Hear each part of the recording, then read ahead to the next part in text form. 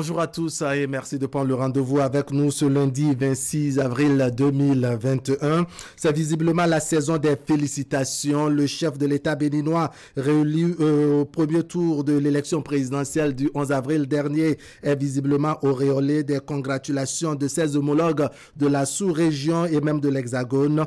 Les réformes entreprises ces 5 dernières années sont également saluées par la même occasion.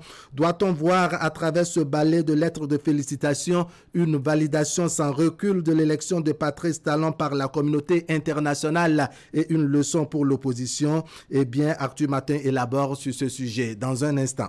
Et puis, on dira 2 mots sur la série de déclarations des mouvements et personnalités politiques revendiquant à gauche et à droite la victoire du duo Talon-Talata. Chacun semble tirer le droit de son côté, sans doute pour se faire une place ou se faire sinon se donner une visibilité. Les gros titres de ces derniers jours reviennent sur la mobilisation ou la supposée mobilisation des uns et des autres durant la campagne. Et bien comme promis, les débatteurs se penchent sur cette actualité ce lundi. Dans la seconde partie de cette émission, le plateau reçoit pour vous Séphis Béo Aguia. Il est le secrétaire général de Morel Bénin. Samedi dernier, le parti a fait le point des activités du premier trimestre de l'année en cours et apprécié dans le même temps sa participation à l'élection présidentielle d'avril dernier aux côtés du duo Talon-Talata. Séphis Béo Aguia vient donc nous dire la finalité de cette réunion du bureau politique élargi. Ensuite, on parlera sport avec Akime Sedo Seni et la revue de presse avec Assion Mokani Assion. Actu Matin, c'est ici et maintenant. Bienvenue. Bonjour à tous. Béninoises, Béninois, la COVID-19 tue lorsque les cas positifs ne sont pas diagnostiqués à temps. Pour éviter d'en être victime, le dépistage précoce est la solution. Il est indispensable d'aller en consultation dès l'apparition du moindre symptôme. Pour rappel, les signes courants qui font penser à la COVID-19 peuvent être la fièvre, la perte du goût ou de l'odorat, l'éternuement, l'écoulement nasal, la toux, l'irritation de la gorge, les difficultés respiratoires, etc. Dès l'apparition de l'un quelconque de ces signes ou de plusieurs à la fois, rendez-vous immédiatement dans l'un des centres de dépistage ouverts sur toute l'étendue du territoire national ou dans un centre de santé ou appelez le numéro vert 136. Pour tout savoir sur l'épidémie du coronavirus au Bénin, rendez-vous sur le site web www.gouv.bj/coronavirus. Ceci est un message du gouvernement de la République du Bénin.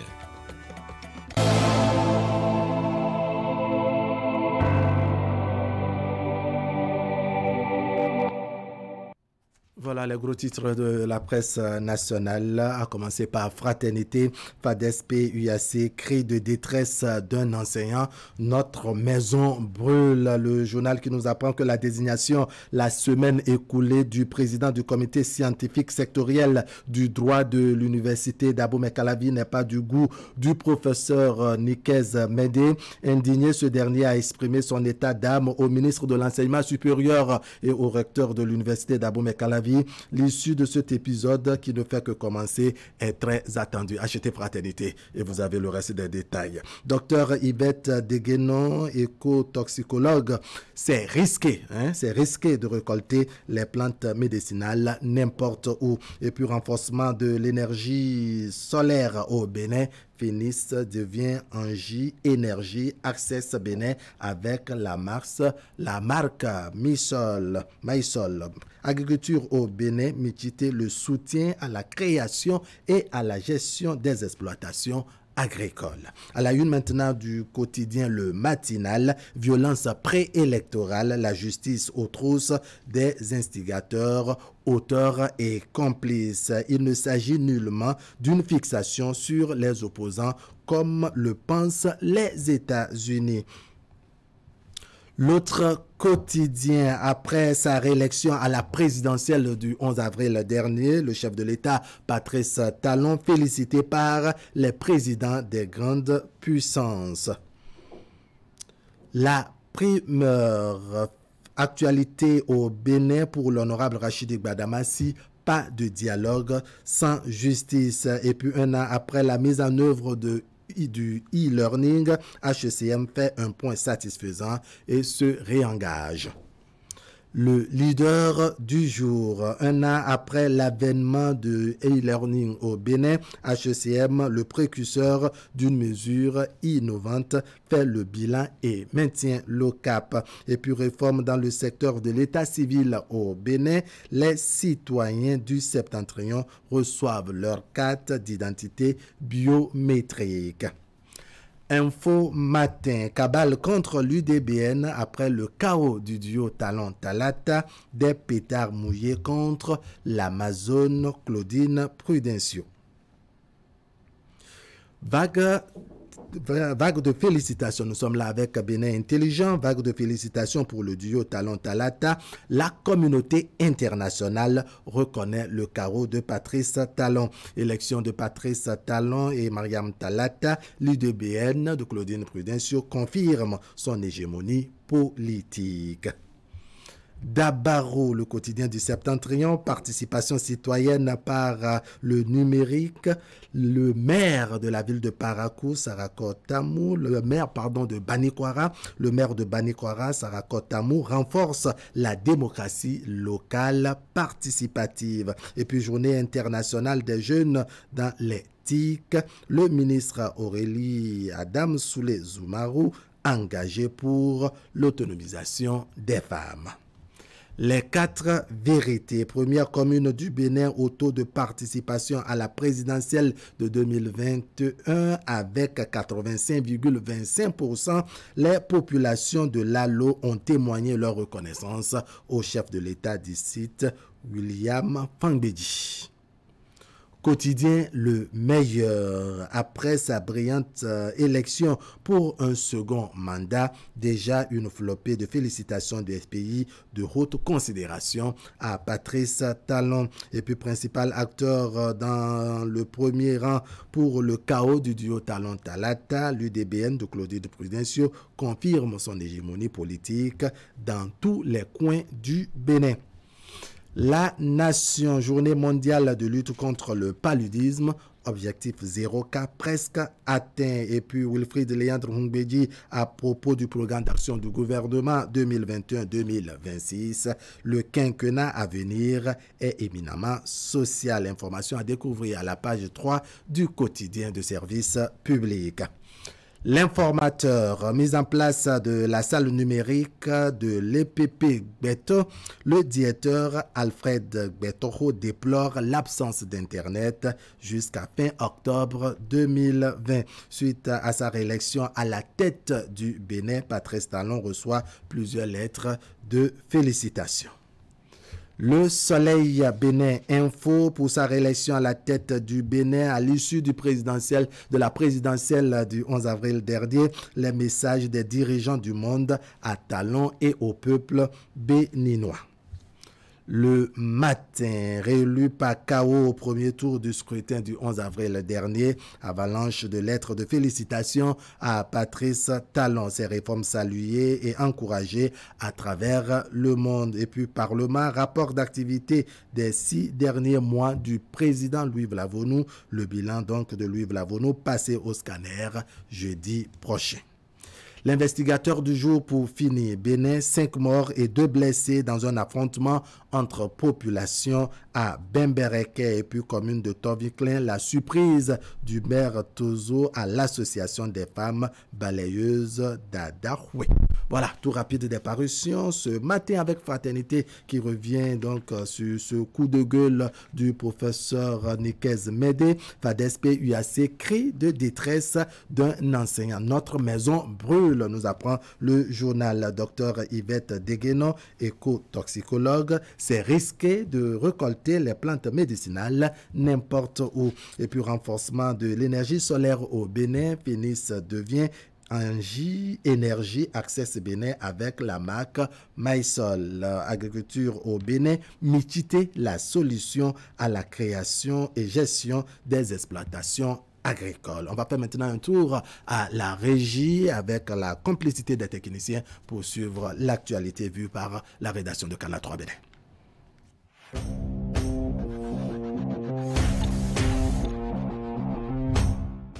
Chers clients, partenaires et abonnés du groupe de presse Fraternité, pour toute commande et information relative à nos produits et prestations à Fraternité FM, Fraternité, Canal 3 Télévision, appelez les numéros suivants aux heures et aux jours ouvrés. 95 74 29 23, 95 74 29 25, 97 77 33 02, 96 61 13 30, 69 17 99 99, 69 23 55 55, 61 62 12 02, WhatsApp. Email canal3benin@yahoo.com, info@canal3télévision.com, fraternitéfm@yahoo.com, fraternews@yahoo.com.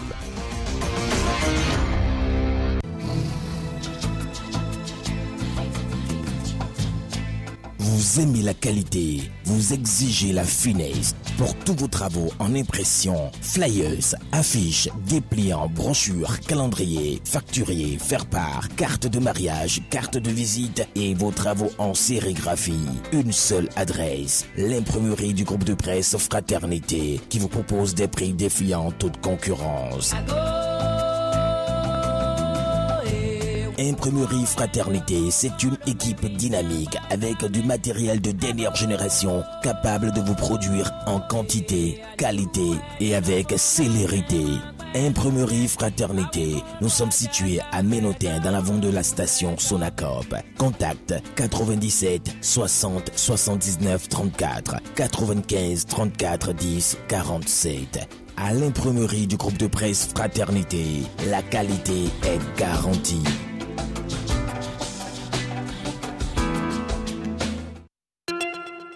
Attention, attention, la pandémie de Covid-19 n'est pas encore terminée. Le virus circule toujours. Des morts et des cas graves sont régulièrement enregistrés. Que faire pour ne pas contracter le virus? Il faut respecter les gestes barrières, c'est-à-dire porter systématiquement le masque en tout lieu public et dans toutes les situations à risque. Éviter les regroupements. Observer la distance de sécurité d'1 mètre au moins entre individus. Se laver fréquemment les mains à l'eau et au savon ou les désinfecter avec du gel hydroalcoolique. Nettoyer régulièrement les surfaces ou objets avec lesquels les mains peuvent être en contact, à savoir table, téléphone portable, poignée de porte, volant ou guidon lorsqu'on n'est pas seul à conduire les véhicules ou que les objets sont manipulés par plusieurs utilisateurs. Pour tout savoir sur l'épidémie du coronavirus au Bénin, rendez-vous sur le site web www.gouv.bj/coronavirus. Ceci est un message du gouvernement de la République du Bénin.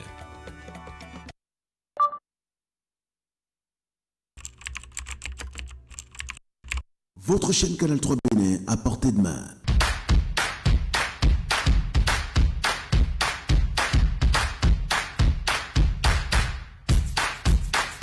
Découvrez désormais, depuis votre smartphone ou tablette, toute l'actualité nationale et internationale, vos émissions préférées de la chaîne Canal 3 en live 24/24, où que vous soyez, à travers son application disponible en téléchargement libre sur Play Store. Canal 3 et sur le www.canal3télévision.com, vous êtes les bienvenus.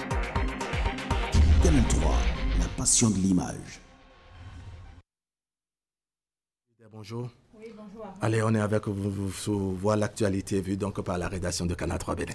Bonjour à tous. Au sommet de l'actualité, la deuxième réunion statutaire du Parti Mouel Bénin au titre de l'année 2021. Chaque Ayadi et les siens se sont donné rendez-vous samedi dernier pour faire le point des activités menées au cours du trimestre écoulé. La formation politique s'est également penchée sur sa participation à l'élection présidentielle dernière. La société Angiphénis Bénin devient Angiphénis Access Bénin. L'annonce a été faite vendredi dernier à Cotonou à la faveur d'une conférence de presse.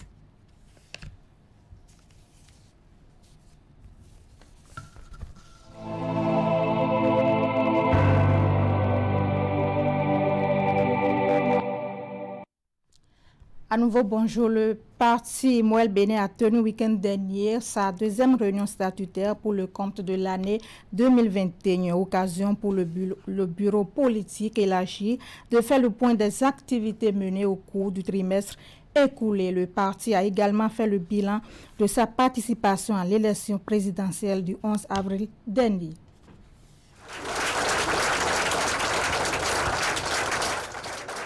La tête haute et le regard tourné vers l'horizon, Mouel Bénin s'arrête pour s'auto-évaluer. Cadres et militants ayant rallié Tori à l'occasion de la deuxième réunion statutaire du parti pour le compte de 2021 sont appelés à se pencher sur les activités du trimestre écoulé pour en identifier d'une part les motifs de satisfaction et d'autre part les besoins d'ajustement.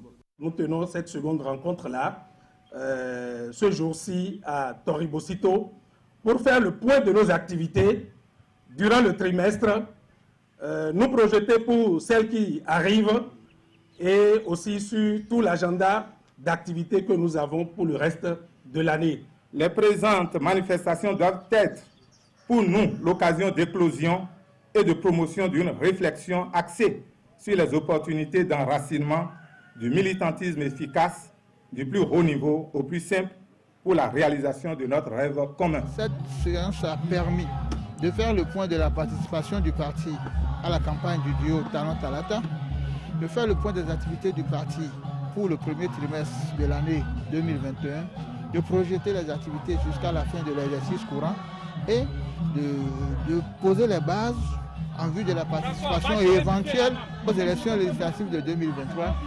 Également prévu pour être discuté à cette réunion, le déploiement du parti dans le processus électoral qui s'achève, ainsi que sa participation, d'abord à la campagne électorale, puis à l'élection du duo Talon Talata avec à l'arrivée le résultat qu'on connaît. Nous avons traversé de formidables moments avec à la clé notre participation à la campagne électorale.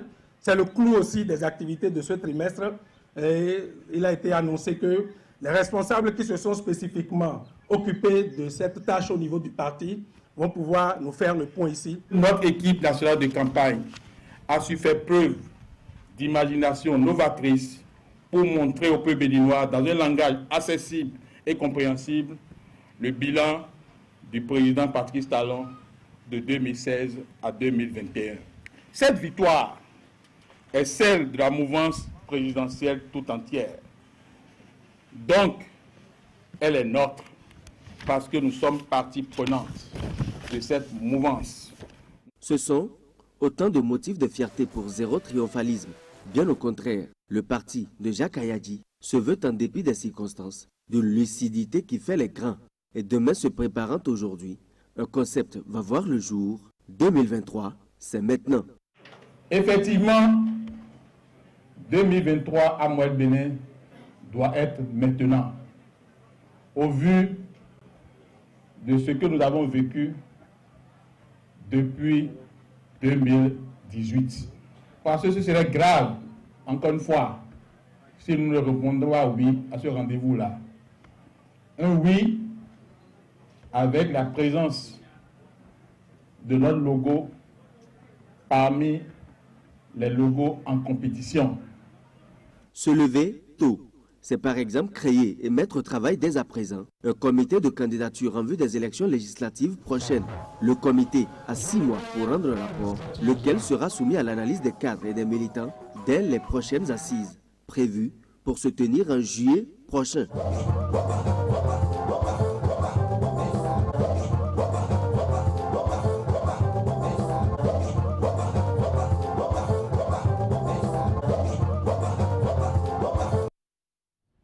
Voilà, on change de cap maintenant pour parler de l'édition spéciale de l'éco-running qui a eu lieu samedi dernier à Cotonou. L'activité vise à débarrasser les grands acteurs de la ville des sachets plastiques, restituant à la terre ce que nous lui avons pris. C'est autour de ce thème que s'est déroulé l'exercice Teddy Goudalo et Uloge Kaba.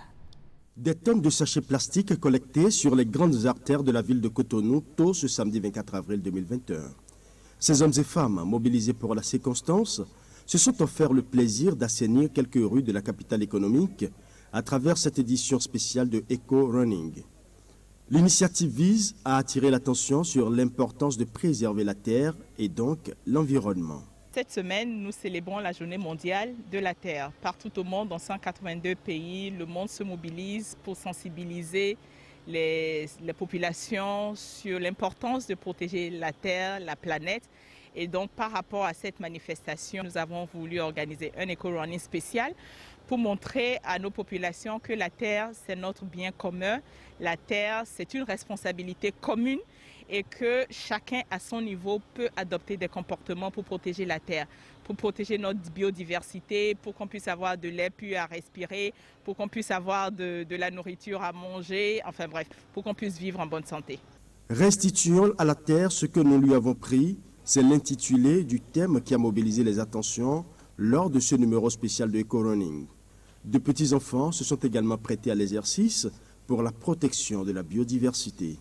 Nos comportements humains ont détruit la terre qu'on avait, la terre que nos aïeux nous ont léguée. Aujourd'hui, nous l'avons complètement détruite par le mauvais comportement. Si je prends l'exemple du sachet plastique que nous utilisons aujourd'hui à foison, il y a quelques années, il y a 50 ans, il y a 100 ans, nos grands-parents n'utilisaient pas le sachet plastique par exemple. Donc la terre n'était pas aussi détruite qu'elle ne l'est aujourd'hui. Aujourd'hui, on utilise tellement le sachet plastique que nous sommes en train de détruire notre terre. Notre agriculture, malheureusement, ne produit plus sans engrais chimiques parce que la terre ne donne plus. Et si la terre ne donne plus, qu'est-ce qui s'est passé? Ce sont nos comportements. Et donc aujourd'hui, il faut que par nos comportements, nous puissions rendre à la terre ce qui lui appartient. Durant le parcours, une sensibilisation a été faite au niveau des populations sur les dangers qu'engendre l'usage des sachets plastiques pour l'environnement et surtout la santé humaine. Contrairement aux éditions précédentes, celle-ci a connu la participation de 200 personnes pour cause de Covid-19. Malgré cette restriction, les objectifs sont atteints, a souligné Sandra Idosso. C'était bien, nous avons pu parler aux populations. On parle toujours de l'assainissement des villes avec la Société de gestion des déchets, une équipe de notre rédaction conduite par Opportune Glélé et Action Bon Cagne. Action Bon a sillonné quelques quartiers de Cotonou pour voir le travail qui s'y fait en ce qui concerne la collecte des déchets. Suivant. C'est avec ces tricycles que la Société de gestion des déchets et de la salubrité du Grand Nokoué accomplit sa mission, celle de rendre les villes propres. L'exercice constitue pour ces agents de parcourir chaque quartier pour procéder au ramassage des ordures dans les ménages. Pour ce qui est du respect et de la promptitude dans la collecte des ordures ménagères, Badou Madoré, un habitant de Fidjorosé à Cotonou, n'a aucun reproche à faire aux agents de la SGDS. Vraiment, elle le félicite beaucoup. Chaque fois, il vient régulière, il ne demande rien, il vient prendre ce qu'il se doit. Et puis, quand même on n'est pas là, il ramasse aussi les poubelles propres. Vraiment, on le félicite beaucoup, vraiment. Il ne demande pas l'argent. Il n'a jamais demandé l'argent. Des fois, il peut venir 2 fois ou 3 fois par semaine. Ouais, il vient régulière, vraiment. Il travaille propre, il n'y a pas de problème. Là, vraiment, on le félicite beaucoup. Dans le souci de rendre la ville de Cotonou propre, la SGDS ne se contente pas seulement de la collecte des ordures, mais elle a mis en place tout un processus pour la gestion des déchets. Nous avons des camions qui disposent d'un bras articulé de levage qui permet de prendre et de déposer les bacs que vous voyez derrière moi, que nous appelons des caissons de 15 mètres cubes. Donc, ces camions dont dispose la société viennent prendre ça une fois remplis. Il y a un agent ici que nous appelons APR. Donc, une fois à 3/4 remplis, ces agents informent déjà et un camion se met en route, vient prendre les bacs là et maintenant vont cette fois-ci sur les centres de transfert pour les déposer. Avant que les déchets ne quittent les points de regroupement pour venir au niveau des centres de transfert, il y a un tri qui se fait avec soit des éboueurs, soit des femmes assez organisées qui sont sur les points de regroupement, qui récupèrent systématiquement tout ce qui est réutilisable avant que ces déchets n'arrivent au centre de transfert. Donc des centres de transfert, nous convoyons le reste des déchets vers les centres d'enfouissement technique. Dans son autre mission d'assainir les villes du Grand Nokoué, la Société de gestion des déchets et de la salubrité est appelée à faire face à des difficultés. Face à celles-ci, des solutions sont prévues. Les difficultés que nous avons, c'est lié au centre d'enfouissement. Aujourd'hui, les cellules sont remplies. Nous sommes en train de vouloir construire de nouvelles cellules et en période de pluie, souvent nous avons quelques difficultés d'accès à cette cellule. Les dispositions sont prises pour qu'effectivement nous traversions cette saison de pluie parce que les études sont en cours pour la construction de nouvelles cellules. Des dispositions sont mises en place par le gouvernement pour une meilleure gestion des déchets par la dite société. Pour l'heure, des efforts restent encore à fournir afin d'améliorer davantage le quotidien de la population. La société Engie Phoenix Bénin devient Engie Énergie Access Bénin. L'annonce a été faite vendredi dernier à Cotonou. C'était à la faveur d'une conférence de presse animée au siège de la société, occasion pour la direction générale de lancer la nouvelle marque appelée MySol. Clément Tchad et Rachid Souberou. Après sa fusion avec deux autres sociétés opérant dans le domaine de l'accès à l'énergie en Afrique, Phoenix Bénin devient Engie Énergie Access Bénin. Ce vendredi, la direction générale de la société a officiellement annoncé la nouvelle à sa clientèle et au grand public. À cette occasion, le directeur général et les autres responsables ont procédé au lancement de la nouvelle marque commerciale pour les systèmes solaires domestiques appelée MySol. Une nouvelle marque. Voilà un souci avec cet élément que vous pouvez retrouver dans nos prochaines éditions. On parle éducation maintenant. Les élèves et étudiants soutenus par la Fondation Vallée, le CAEB, sont entrés en possession de la première tranche de leur bourse pour le compte de l'année 2020-2021. C'était à la faveur d'une cérémonie de remise qui s'est déroulée à Porte-Nouveau. Reportage. Ils sont 900 apprenants, dont 400 élèves et 500 étudiants qui ont reçu la première tranche des bourses Vallée pour le compte de l'année 2021. 144 000 pour les élèves et 304 000 pour les étudiants, de quoi soulager ces apprenants dans leurs charges scolaires ou universitaires. Les meilleurs aux différents examens nationaux ont été également pris en compte. Je remercie la Fondation Vallée et CAEB pour cette bourse et pour tout ce qu'ils font pour nous les jeunes. Mes sentiments sont sentiments de satisfaction. Presque tous les élèves étudiants prévus sont arrivés, sont présents, naturellement, parce qu'ils veulent bien percevoir leur bourse, surtout en ce temps de Covid où tout coûte relativement un peu cher dans le pays, donc ils en ont véritablement besoin. C'était une cérémonie très satisfaisante dans la mesure où la plupart des élèves sont meilleurs de leur classe, les étudiants sont en réussite dans leur filière. Et nous ne pouvons que remercier le Conseil des activités éducatives du Bénin qui a mis en œuvre ce projet et dans un deuxième temps remercier la Fondation Vallée sous l'égide de la Fondation de France qui a financé ces bourses. C'est important de rappeler à l'heure actuelle que ce sont des bourses qui proviennent d'un financement français, donc qui contribue au renforcement des liens entre la France et notre pays. Tout en félicitant les lauréats, cette cérémonie a été l'occasion pour le président de la Fondation Vallée d'inviter apprenants et enseignants à aller profiter des nombreux ouvrages des bibliothèques du CAEB implantés un peu partout sur le territoire pour booster l'excellence en milieu scolaire et universitaire. Il s'agit des meilleurs du pays. 90% de l'élite jeune du Bénin, ce sont nos anciens boursiers. Et on peut dire que non seulement ce sont les meilleurs, mais on les aide à devenir les meilleurs.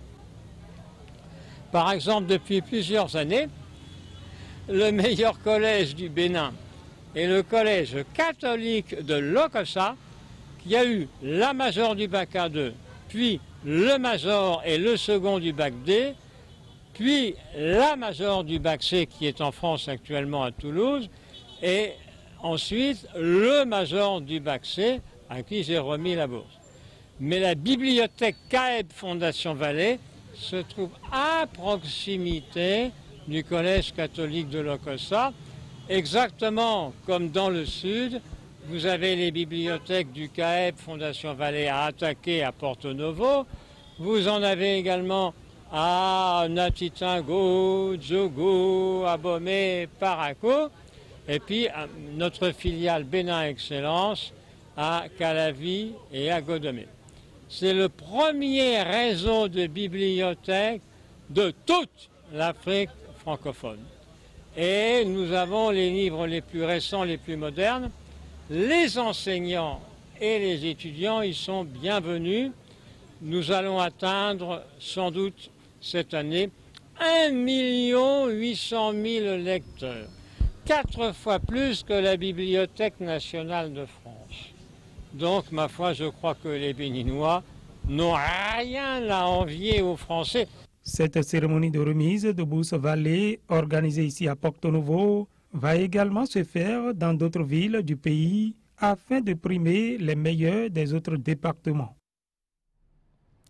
En plus des formations qualifiantes dans des métiers d'avenir débouchant sur l'emploi immédiat qu'offre Instinct Leader aux apprenants, cette école s'engage pour cette nouvelle rentrée à former de nouveaux apprenants en Digital e-Business Media Management. Les précisions dans ce reportage de Asongo Kanya Asongo. Instinct Leader accueille à cette rentrée de nouveaux inscrits pour la formation en Digital e-Business Media Management DBM. Une formation mettant l'accent sur les métiers d'avenir et qui offre plusieurs débouchés aux apprenants. Le DBM est, selon le président directeur général d'Instinct Leader, l'offre pour la multicompétence. C'est un concentré de compétences extrêmes, très complexes et très simples en même temps, parce que ça embrasse tous les domaines qui concourent à la vie, au succès. C'est pour cela que nous l'appelons talisman. Alors, c'est 5 départements d'activité lorsque vous mettez pied chez nous pour faire le DBM. Le premier département, c'est le département médias et multimédia. Là, c'est la fabrication des supports médias, visuels, affiches publicitaires, la réalisation de PAD en matière d'audiovisuel. La formation DBM à Instinct Leader se déroule sur 6 mois. Il est inclus dans celle-ci le web design, le e-business et le e-boutique. Pour les partenaires d'Instinct Leader, c'est un choix responsable que viennent de faire les inscrits. Vous avez des compétences à 360 degrés. Vous avez les compétences liées à la gestion du trafic dans les médias sociaux, à la gestion des systèmes de conversion tels que la gestion web et tout, et vous avez la communication qui est le socle fondamental. Donc vous avez vraiment une vue à 360 degrés lorsque vous êtes au DBM. Qu'il s'agisse de la filière DBM tout court ou DBM réseau, vous avez aujourd'hui, à travers cette formation, choisi le chemin vers l'excellence. La filière DBM, c'est la filière du moment. C'est la filière qui va révolutionner le monde de la communication au Bénin. Pour tous les professionnels des médias, pour tous les passionnés de la communication qui ont décidé de faire les choses autrement et de s'aligner, de s'adapter aux exigences de l'heure, c'est que leur vie va changer. Un changement qui s'opère avec un programme inclus dans la formation, le Toastmaster. Nous avons inclus ce programme-là dans notre programme pour permettre à tout le monde, vers la fin de la formation, d'être un tout capable de relever le défi de la vie, le défi que j'appelle Djogbe. Parce que vous ne pouvez pas avoir ce parchemin, ce diplôme et échouer. C'est que le Fadi a dit Djogbe pour vous. Ça veut dire que vous avez le talisman avec vous et les voies sont ouvertes. Des voies ouvertes grâce au programme relatif aux outils entrant en ligne de compte pour les réseaux sociaux.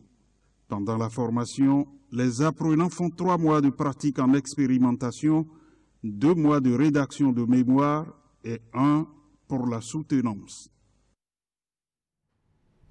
On passe maintenant à cette séance de sensibilisation au profit des apprenants et chefs d'établissement du département du Zou. Cette initiative du Centre national de sécurité vise à renforcer les actions de prévention dans le suivi sécuritaire des apprenants sur les chemins de l'école. Elle intervient suite aux nombreux cas d'accidents enregistrés dans la région ces derniers temps et qui ont coûté la vie à plusieurs élèves et enseignants.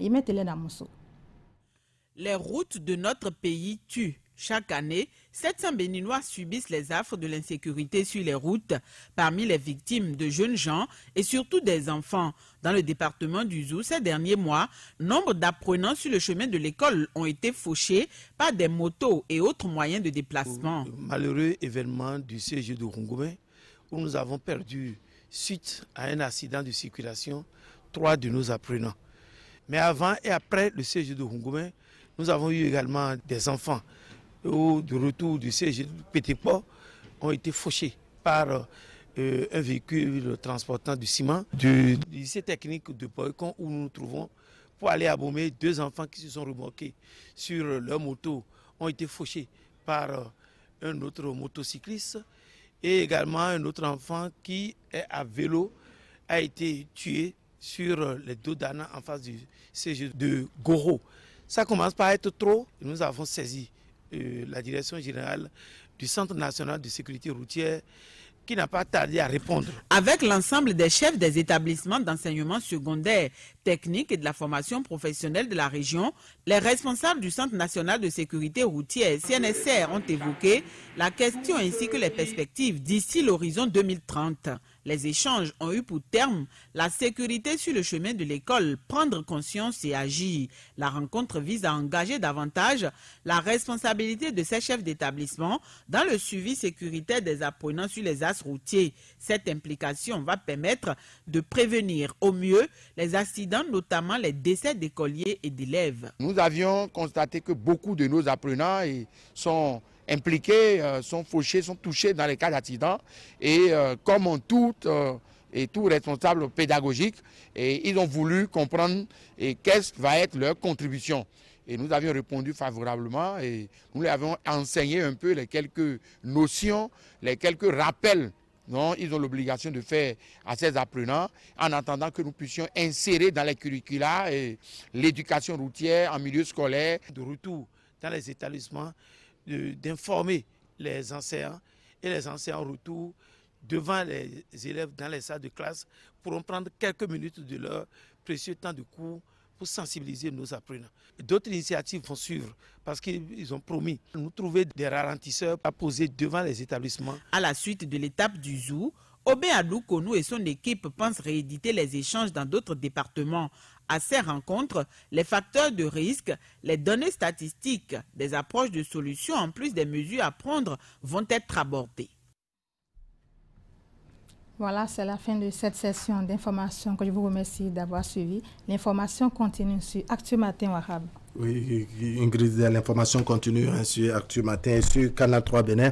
À 11h, nous aurons un autre bulletin d'information et à 13h, la grande édition de la mi-journée. Comme vous l'avez dit, l'information continue sur le plateau d'Actu Matin. On va installer tout à l'heure le plateau de discussion pour évoquer 3 panels, si le temps le permet. La réélection donc de Patrice Talon au premier tour. Patrice Talon qui reçoit donc les félicitations de ses homologues de la sous-région et même de l'Hexagone. Et puis l'élection de Patrice Talon fait également appel à une kyrielle de sorties de part et d'autre. Chacun revendique la victoire du duo Talon-Talata. Les débatteurs se proposent de nous apporter leur analyse sur cette question. On aura également à dire 2 mots sur la journée mondiale de lutte contre le paludisme. Les avancées faites depuis peu par la partie béninoise. À tout de suite.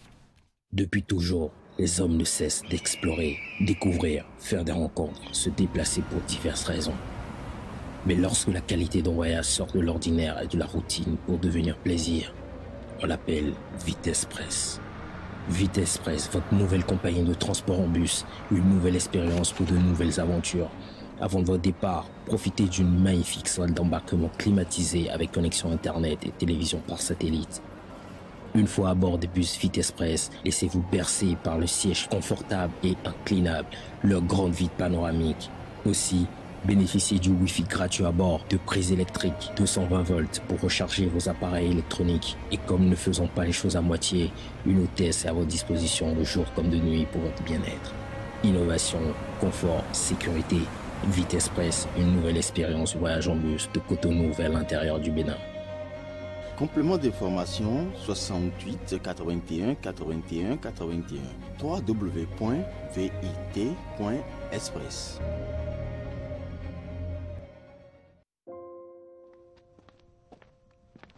Hey, Stan, où est ta voiture? Encore en panne. Et pourtant, j'ai fait récemment ma révision. Je ne sais pas à qui tu confies habituellement ta voiture, mais tu devrais opter pour la sérénité et la sécurité. Va chez Midas. Midas? Midas! Rendez-vous chez Midas, votre nouveau centre d'entretien automobile à Cotonou. Notre équipe qualifiée et formée sur les équipements de dernière génération procède à un diagnostic systématique avant toute intervention et s'occupe également de votre révision conformément au plan d'entretien préconisé par votre constructeur.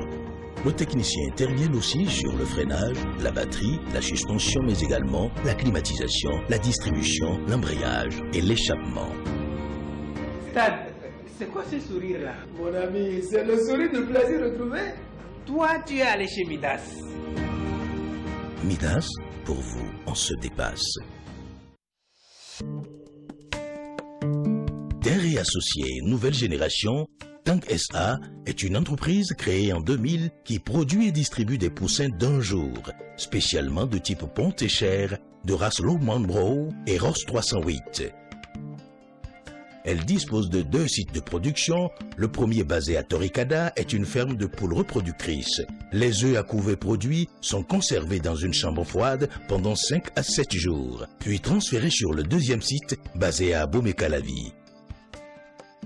Il s'agit ici du couvoir, un site de production où les œufs sont mis en incubation pendant 21 jours pour sortir des poussins d'un jour. Terre et Associés, nouvelle génération Tank SA a une capacité de production extensible d'1 600 000 poussins par an et reste incontestablement le leader dans le domaine de l'aviculture au Bénin.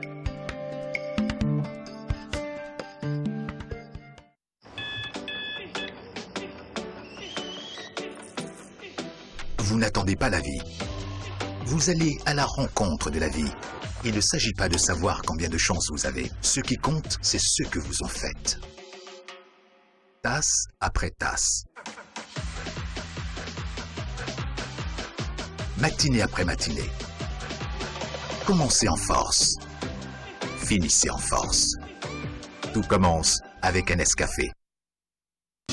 Un garde qui dort, jamais chez nous, vous dira-t-on. Mais ça arrive dans n'importe quelle structure de sécurité et sur n'importe quel continent. Quelle que soit la qualité de la formation ou du recrutement, l'humain présente parfois des défaillances. C'est pour pallier à cela que Benin Tracking Security, entreprise visionnaire, a inventé un nouveau concept de sécurité qui allie l'électronique à l'humain, avec des outils comme le rondier qui maintient l'agent en état constant de veille et de vigilance, notre salle de contrôle unique au Bénin, le bouton panique, moyen d'alerte efficace en cas de menace, et notre anti-intrusion avec lequel vos locaux deviennent des forteresses infranchissables. BTS réinvente la sécurité au Bénin. Essayez-nous, vous nous adopterez pour toujours. Benin Tracking Security, le pionnier de la sécurité moderne au Bénin. Infoline 00229 21 31 68 72 67 15 80 41.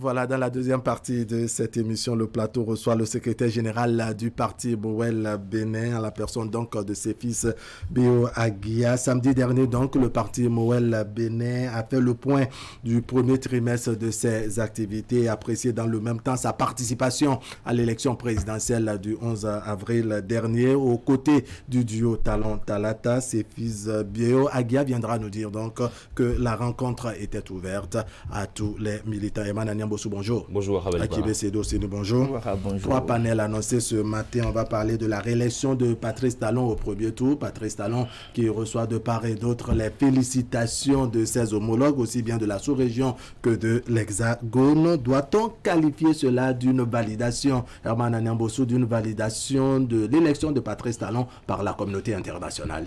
Non, ce qui est clair, c'est qu'à l'issue généralement d'une élection présidentielle, dans tout pays, les chefs d'État sont souvent félicités par leurs homologues, soit de la sous-région ou d'autres pays. Alors pour le cas du Bénin, c'est vrai, le contexte dans lequel l'élection a eu lieu, à savoir qu'une opposition dénonce sa non-participation à l'élection et donc crie à une exclusion de cette élection. Je pense que ces différentes lettres de félicitations, ces différents mots de félicitations viennent un peu pour dire nous suivons de près ce qui se passe au Bénin et donc nous validons cette élection-là parce que justement pour nous tout s'est passé dans des conditions de sorte qu'on ne peut pas crier à l'exclusion ni à quoi que ce soit. Donc je pense que ces différents messages viennent pour pouvoir corroborer ou pour valider ce qui est déjà fait. Alors, Akibé Sedo Séni, peut-on interpréter cela comme, disais-je, une validation du chaos de Patrice Talon par la communauté internationale? tout s'est déroulé dans les règles de l'art. On n'attend pas la communauté internationale pour valider une élection dans un pays. Le vote a eu lieu à 86% de Béninois qui a fait l'option de confier les destinées du pays au chef de l'État Patrice Talon et à sa colistière Mariam Talata Chabizime pour les 5 prochaines années. La communauté internationale, c'est juste, je crois, des félicitations de principe. Si en réalité, elle ne vient pas, qu'elle est félicitée ou pas, la communauté internationale, c'est qu'il y a eu élection chez nous. C'est qu'à l'occasion donc de la présidentielle, il y a eu des observateurs qui sont descendus dans le pays, qui à la fin ont fait, je dirais, des points de presse pour bien entendu faire l'état des lieux ou expliquer ce qu'ils ont constaté, ces observateurs. Et très souvent, les observateurs viennent soit de l'Union africaine, soit du moins viennent de la communauté internationale. Voilà, et donc après la proclamation des résultats par la Cour constitutionnelle, c'est dit qu'aujourd'hui, de façon très officielle, eh bien, on retient que pour les 5 prochaines années, Patrice Talon est le président de la République du Bénin. Donc la communauté internationale vient juste, ce sont des félicitations de principe. Point barre. Le reste, ce n'est pas, on ne va pas la lire, on ne va pas les lire ces félicitations sous le prisme de la validation d'un chaos, mais alors pas du tout. Le chaos a été validé par les Béninois, a été validé par les institutions de la République, et donc du coup pour moi c'est juste un confort, point barre. Le reste, ça n'enlève en rien, ou plutôt ce n'est pas ça qui vient confirmer qu'il y a eu un chaos. Les Bénins ont confirmé qu'il y a eu un chaos. On sait que la plupart du temps, quand les choses ne se sont pas bien déroulées, la communauté internationale a un regard quelque peu critique en direction des pays dans lesquels les choses, disais-je, ne se sont pas bien déroulées. C'est ce que vous expliquez. Il y a eu tout un processus qui a été mis en place à l'occasion de la présidentielle dernière. Et j'insiste pour dire qu'à l'occasion de cette élection, il y a eu des observateurs qui sont descendus, qui ont fait l'état des lieux, qui ont fait le point de l'organisation des élections. Et donc, à l'arrivée, eh bien, la Cour qui est habilitée donc à, je dirais, examiner les recours, examiner, je dirais, les plaintes des uns et des autres, a fait son travail dans les règles de l'art. Et à l'arrivée, la Cour dit de façon définitive que le président Patrice Talon est élu pour les 5 prochaines années. Et j'insiste pour dire que les félicitations sont des félicitations de principe. Parce qu'à l'arrivée, on constate que les choses se sont très bien déroulées. Et donc, qu'elle félicite ou qu'elle ne félicite pas, Patrice Talon est élu pour les 5 prochaines années. Ça n'aurait rien changé. Pour moi, je pense que ça n'a rien, ça ne change rien, quoi. Si elle ne valide pas, on ne valide pas les élections, mais alors non, ce sont des félicitations de principe. Et puis le reste, ce ne sont que des formalités. On va s'occuper des choses urgentes pour la République, et puis on va mettre le Bénin sur les rails de développement. Sur les rails de développement.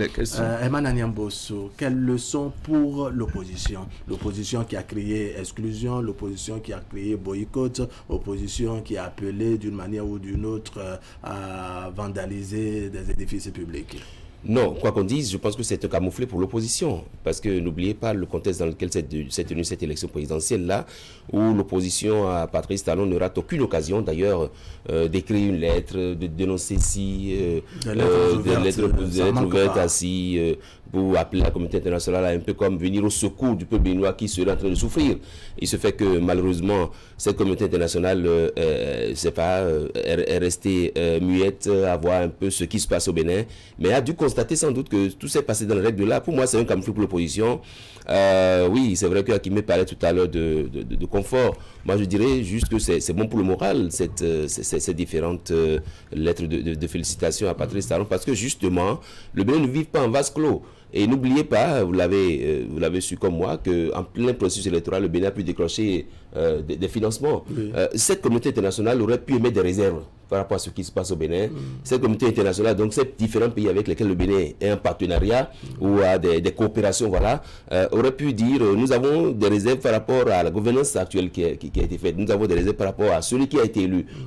Dans beaucoup d'autres pays, ça s'est passé, où la communauté internationale est restée un peu à l'écart pour dire attention, à la où vont les choses, ne sont pas prêts à investir de l'argent dans le pays, ne sont pas prêts à accompagner le développement de ce pays-là. Donc, pour ma part, ces différentes félicitations, ça vient un peu pour dire à Patrice Talon, vous avez notre accompagnement pour le prochain quinquennat qui s'annonce. Et donc, nous sommes prêts à vous accompagner du mieux que nous pouvons en tenant compte des moyens qui sont là. Je pense que c'est une bonne chose. L'opposition est appelée maintenant à revoir sa position. Pour ne plus écrire des lettres, parce que justement quand on paie votre pays en noir, doit-on empêcher l'opposition d'écrire des lettres quand elle estime qu'il y a des choses qui ne vont pas, qu'il faut dénoncer? J'ai commencé par dire que c'est un camouflet pour l'opposition, parce que l'opposition a tout le temps, c'est-à-dire qu'on a tout le temps peint le Bénin en noir, on a tout le temps peint la gestion de Patrice Talon en noir, un peu comme pour dire que cette communauté internationale devait intervenir avec des bazookas pour dire à Patrice Talon dégage. Alors il se fait maintenant que cette communauté internationale a bien observé les élections et a dit, pour ce qui s'est passé au Bénin, nous pensons que les règles du jeu ont été respectées et donc nous donnons carte blanche à Patrice Talon pour poursuivre les 5 prochaines années. Akimé. Non, ce n'est pas une question de camoufler pour l'opposition. Il nous est arrivé, dans les analyses ici, de faire constater que les plaintes de l'opposition appelant à la rescousse de la communauté internationale n'a de sens, parce qu'en réalité, eh bien, ce n'est pas la communauté internationale qui gouverne le Bénin, c'est Patrice Talon qui a gouverné les 5 années en arrière. Et donc aujourd'hui, si la communauté internationale salue, comme je l'ai dit dans ma première prise de parole, je dis que ce sont des salutations de principe. Je n'ai rien contre, bien entendu. On ne va pas le lire sous le prisme de ce que c'est un camouflet, non. Les faits dénoncés par l'opposition, c'est une évidence qu'elle m'a donné, bien, et même pas plus tard qu'il y a la semaine dernière, dans les projections qui sont faites en ce qui concerne la gouvernance de Patrice Talon pour les 5 prochaines années, il y a qu'on a mis l'accent sur le fait que s'il y a de ces lois qui, à un moment donné, ont exclu ou on donne l'impression d'exclure je dirais, les forces de l'opposition, il va falloir qu'on puisse les retoucher parce que c'est une évidence et c'est clair que eh bien, les municipales sont déroulées dans les conditions qu'on connaît, les législatives dans les conditions qu'on connaît et la présidentielle dans les conditions qu'on connaît. Il y a des dénonciations. Si on se rend compte qu'après 3 élections, on peut faire le point des lois qui ont été mises en place, qui ont validé, qui ont régulé l'organisation de ces différentes élections, et qu'on se rend compte qu'à un moment donné, bien, certaines forces de l'opposition, c'est-à-dire les forces nationales, ne se retrouvent pas dans la manière dont les lois ont été votées, il va falloir soit qu'on les revoie, ou soit qu'on les dépoussière, bien entendu. Donc, ça, c'est une question interne. Et donc, ce n'est pas une question de, eh bien, l'opposition a revendiqué, l'opposition a fait, c'est qu'à l'arrivée de la communauté nationale, en disant, ou en faisant Patrice Talon donne carte blanche. Non, la carte blanche, elle a été déjà donnée par les Béninois. Mais au même moment, bien entendu, mais au même moment, c'est qu'on doit pouvoir faire l'état des lieux. Après la mise en œuvre de ces différentes dispositions qui ont organisé les différentes élections, est-ce qu'on a avancé? Est-ce qu'il y a des choses qu'il faut améliorer? Et ça, ce n'est pas la communauté internationale qui le fait. Ce sont les Béninois qui le font. Et c'est du fait de ce que l'opposition, à un moment donné, a dénoncé la mise en œuvre de ces différentes dispositions qu'on se rend compte qu'il faut forcément qu'on aille à l'ouverture, qu'on aille dépoussiérer, parce que visiblement, eh bien, il y a des lois qui ont été trop corsées et d'une manière ou d'une autre, on peut les revoir. Donc ça, c'est une question interne. Donc, j'insiste pour dire que la communauté internationale, elle est dans une dynamique, je dirais, de validation, de principe et tout ce qu'il y a autour. Donc, on ne peut pas lire le fait que la communauté internationale a dit oui, d'accord, c'est bien, on félicite Patrice Talon, que ça veut dire que tout roule. Non, mais alors non, on ne va pas se cacher sur ça. Il y a que nous devons pouvoir faire le point aujourd'hui, après 3 élections, des lois qui ont été votées pour réguler les différentes élections. Est-ce qu'en réalité, Wahab, on a avancé? Si on n'a pas avancé, qu'est-ce qu'on fait? Est-ce qu'il faut rebeloter? Est-ce qu'il faut revoir? Je ne dis pas qu'il faut jeter tout par devers bord, mais alors pas du tout. Mais c'est une évidence que l'opposition a créé pendant 3 différentes élections et qu'à l'arrivée, on doit se rendre compte qu'il y a des choses qu'on doit forcément corriger. Alors, Emmanuel Anyambossou, on n'a pas noté une vive réaction de l'opposition au lendemain de la proclamation des résultats. C'est vrai, on ne va pas s'attendre forcément à des acclamations à l'endroit du candidat élu, mais on a noté plus ou moins un silence dans le rang de l'opposition, notamment l'opposition radicale. Justement, c'est bien d'avoir précisé que c'est l'opposition radicale, parce que justement, j'ai pu citer comme une interview du directeur de la communication de la présidence qui faisait savoir aux journalistes ou à celui ou celle qui l'interviewait que quand on parle de grande figure de l'opposition, il leur revient de nous dire qu'il y a petite figure de l'opposition dans ce pays. Pour ma part, c'est vrai que l'opposition... C'est-à-dire anti-chien et chat, il faut identifier c'est qui le chien, c'est qui le chat. pour ma part, je pense que l'opposition aujourd'hui, quand même, a su jouer sa partition. C'est vrai, vous l'avez dit, l'opposition radicale à Patrice Talon, pour cette opposition qui n'a de point souhaité que le départ de Patrice Talon, on ne l'a pas vu réagir, mais l'autre camp, c'est cette opposition-là qui a préparé l'élection présidentielle, a quand même apprécié le processus, disant qu'elle est prête, c'est pas, à renverser la tendance déjà en 2023. Je pense qu'il revient à l'opposition quand même de travailler à une certaine union autour de certains idéaux, parce que justement, quand on n'est pas uni autour des idéaux, qu'on est juste uni autour de ses intérêts personnels et tout, ça crée ce à quoi nous avons assisté. Cela dit, aujourd'hui, quand on voit un peu cette communauté internationale, c'est vrai que le principe c'est la non-ingérence dans les affaires intérieures de l'État. Mais cette communauté internationale a aussi les moyens de contraindre votre État. Quand l'État, excusez, c'est un État voyou, quand c'est un État un peu bizarre, cette communauté internationale a la possibilité de le contraindre à pouvoir respecter à sa manière sur l'État en ne l'accompagnant pas notamment sur les différents robinets. Donc ça s'est fait d'ailleurs en 88, 89, 90. C'est d'ailleurs ça qui a entraîné la Conférence nationale des forces de la nation à laquelle que le Bénin s'élève aujourd'hui et donc qui a fait de boule de neige dans la sous-région. Oui, je pense que la communauté internationale, pour ma part, fait bien de féliciter Patrice Talon et je continue de dire, c'est vrai, si on doit aller à un retoilettage des tests de la République, est-ce que ce serait une injonction de la communauté internationale? Non, je rejoins Akimé, mais toujours est-il que toutefois que des tests sont votés, il y a forcément exclusion. Qu'est-ce qui vous dit, par exemple, et je l'ai toujours dit sur différents plateaux, qu'est-ce qui vous dit que l'enfant, c'est pas celui qui a 38 ans, ne peut pas gouverner ce pays?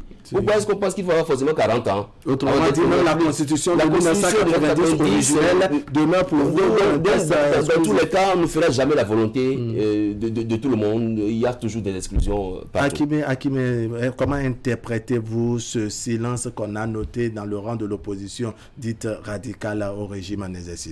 Elle n'a pas été silencieuse. Au lendemain de la proclamation des résultats, tel qu'on connaissait la ferveur de l'opposition dite radicale, on n'a pas noté cela au lendemain de la proclamation des résultats. C'est peut-être une réplique tactique? Non, peut-être pas. Je ne suis pas le porte-parole de cette opposition que vous appelez opposition radicale. Elle n'a pas pris part à la présidentielle. Elle l'a exprimé quand la Sénat a rendu public la liste des différents candidats pour la présidentielle du 11 avril dernier. Et elle a élaboré à propos, elle a fait des sorties médiatiques, cette opposition. Et après ça, bien entendu, c'est qu'il y a eu au Rabat les élections. Et se sont déroulées, il y a eu l'élection du président Patrice Talon. Ceux qui avaient intérêt, c'est-à-dire ayant pris part au processus électoral, du moins à la présidentielle, ils sont prononcés au lendemain de la publication des grandes tendances. Je vais parler des deux différents duos. Les deux encore se sont prononcés à l'occasion de la proclamation des résultats provisoires par la Cour. Et enfin, les résultats définitifs toujours par cette même institution. Des observations ont été faites. Certains compatriotes sont saisis la Cour pour demander l'invalidation de la présidentielle parce qu'en 30 ans, eh bien, ils n'ont pas eu la chance de prendre part aux élections. Je veux parler de certains qui sont venus des régions de Tchaoro et environ. La Cour a tranché à Popo. Et donc l'opposition, certainement, prend acte de ce qui est bien, malgré les différents bruits de bottes qui ont prévalu avant la tenue des élections et que, avant le 11 avril, rien n'y fit. Et donc, elle fait le constat et elle se refuse alors de procéder autre mesure. Elle aurait procédé autre mesure, et bien que de cette même opposition que vous appelez radicale, on trouverait qu'elle n'est pas démocrate. Donc, elle a fait l'option alors de constater que eh bien, les élections se sont déroulées, qu'il y a eu donc les populations qui sont sorties et qu'à l'arrivée, 86% des Béninois ont fait l'option de confier les destins du pays à Patrice Talon pour les 5 prochaines années. Donc, c'est un constat qu'a fait cette opposition. Je pense qu'il n'y a rien de mal à constater que l'opposition dite radicale a fait l'option de ne pas alors se prononcer sur les résultats qui ont été proclamés par la Cour constitutionnelle. D'accord, on va faire un pas en avant, Herman Anyamboso, pour évoquer toujours l'élection de Patrice Talon. Une grosse interrogation ce matin quand on fait allusion donc aux parutions qui ont démarré au lendemain aux parutions des confrères de la presse écrite, n'est-ce pas, au lendemain de la proclamation des résultats, n'est-ce pas, qui sont les vrais artisans de la réélection de Patrice Talon, Herman Anyamboso. Je pense que, quand si vous me faites la question, c'est vous me voyez un peu comme le directeur de campagne de pratiquement ce qu'il y a comme formation politique. Moi, je pense que les artisans de la victoire de Patrice Talon, c'est les partis politiques qui ont travaillé à ses côtés. C'est également les mouvements politiques qui ont travaillé également à ses côtés. C'est aussi les anodins, c'est aussi les individualités qui ont travaillé à ses côtés. Parce que justement, le contexte, et c'est en cela que l'analyse paraît pertinente, c'est que le contexte dans lequel l'élection a été organisée, quand vous suivez un peu, quand vous avez des amis dans cette opposition dite radicale, ils vous ont dit, ils ont pu nous dire avant l'élection présidentielle que même si on plaçait devant Patrice Talon une fourmi, ils se réuniraient tous derrière cette fourmi-là et qu'il allait faire battre retraite à Patrice Talon. Je pense qu'ils n'ont pas pu le faire. Et donc, c'est cette union sacrée qui a manqué. Et donc, il fait qu'aujourd'hui, quand on voit un peu, quand on a suivi un peu ce contexte-là, où il y a eu, c'est pas assez de menaces, il ne faut pas aller à l'élection, on fera tout pour bloquer le système, pour bloquer le processus. Tous les partis politiques, tout ce qu'il y a comme mouvement, tout ce qu'il y a comme individualité, ils ont dû prendre le taureau par les cornes, ils ont dû travailler, agir sur le terrain pour qu'on puisse assister à ce qu'on assistait, à savoir l'élection a eu lieu, premier. Secondo, on a eu le chaos. Le chaos a été d'ailleurs validé par la Cour constitutionnelle. Je pense que ces deux éléments réunis font qu'aujourd'hui, tous les partis politiques se disent nous avons contribué à notre manière à l'élection de Patrice Talon, à la réélection de Patrice Talon. Pour ma part, c'est une bonne chose, c'est de bonne guerre. Alors, Akimé, cette foire de déclarations qu'on note à gauche, à droite, des acteurs politiques, des mouvements politiques, des partis politiques et autres, chacun revendiquant la victoire de Patrice Talon, qui dans sa commune, qui dans sa localité, qui dans son département et autres. Comment vous interprétez tout cela? La victoire a plusieurs parents, bien entendu. C'est clair qu'autour du président, du candidat et président Patrice Talon, tout le long du processus, il y avait eu plusieurs partis politiques, plusieurs mouvements et plusieurs personnalités, plusieurs individualités. À l'arrivée, le président Patrice Talon est élu. Et ce qui est une évidence, c'est que, comme je l'ai souvent fait constater, bien, il y en a qui voudraient se faire appeler à la gestion de la chose publique. Et donc, les différentes déclarations que vous suivez, auxquelles vous avez droit depuis l'annonce ou même depuis le 12 avril, puisque les élections ont eu lieu le 11 avril, ces différentes déclarations tiennent de ce que, eh bien, on est dans une dynamique de positionnement, de repositionnement. Parce qu'il n'y a rien à faire, eh bien, le Bénin sera géré pour les 5 prochaines années par des Béninois.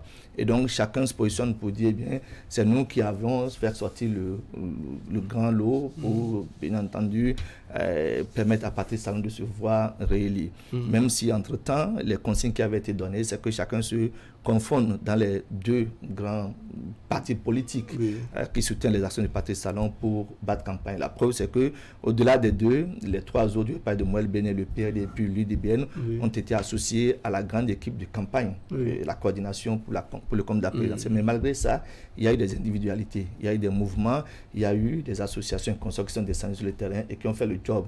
Donc aujourd'hui, chacun... Même au sein même des partis, il y a des éléments qui... Exactement. Aujourd'hui, après l'élection de Patrice Talon, le chaos donc de 86% et plus, eh bien, chacun se dit qu'il vaut mieux que très tôt, on ne commence pas à faire l'état des lieux. qu'on montre à Patrice Talon que c'est nous qui avons fait ça, c'est nous qui avons mobilisé plus. C'est cette commune qui a donné plus, je dirais, de votants, de moins, parce qu'à un moment donné, n'oubliez pas qu'il y avait ce défi de taux de participation. Et vous verrez que quand vous jetez un coup d'œil sur les différentes communications qui sont faites à propos de qui c'est qui a travaillé à ce que Patrice Talon soit réélu, c'est qu'on met l'accent sur le fait que bon, telle localité de tel pays a sorti plus de contingents pour la victoire de Patrice Talon, parce que bien entendu, on espère que à l'occasion de l'appel des Béninois à la gestion de la chose publique, qu'on puisse avoir un regard vis-à-vis de cette dernière. Donc chacun se positionne pour après la prestation de serment. Une place, qui peut se faire une visibilité. Exactement, après la prestation de serment le 23 prochain, que juste au lendemain, quand on est en train de faire le point de ceux qui ont été appelés à être dans le gouvernement de Patrice Talon, qu'on puisse dire, nous comptabilisons 5 du bloc républicain, on comptabilise 4 de l'Union progressiste, on comptabilise 2 de Mouel Bénin. Vous faites le décompte vous-même. C'est ça, c'est ce qui explique le fait que, eh bien, il y a cette foire, et au-delà même des formations politiques qui saluent et qui réclament, je dirais, le chaos de Patrice Talon, il y a des individualités prises comme ça. Vous lisez même des titres où on dit, si ce n'est pas par exemple, je donne, ce n'est pas juste, si Emma Niambossou n'était pas Ouida, eh bien, il fallait le crier. Il fallait le crier, c'est-à-dire la machine de guerre, la machine de la victoire. La machine de la vie d'ailleurs. Ce qui n'est pas faux d'ailleurs. Vous en avez souvent, très subtilement, le passé en train de... Si vous un coup d'œil sur les manchettes des depuis le 12 avril, ce n'est qu'à ça que nous assistons de façon régulière. Alors, Emma, jusqu'à mai 2020. On va revenir sur les individualités, c'est-à-dire au-delà des partis politiques, les formations politiques en règle qui ont travaillé, les mouvements politiques en dépit du mot d'ordre qui a été donné et qui n'a pas été suivi, n'est-ce pas, quand on revient aux individualités. Est-ce que vous comprenez, n'est-ce pas, l'objectif qui se cache derrière?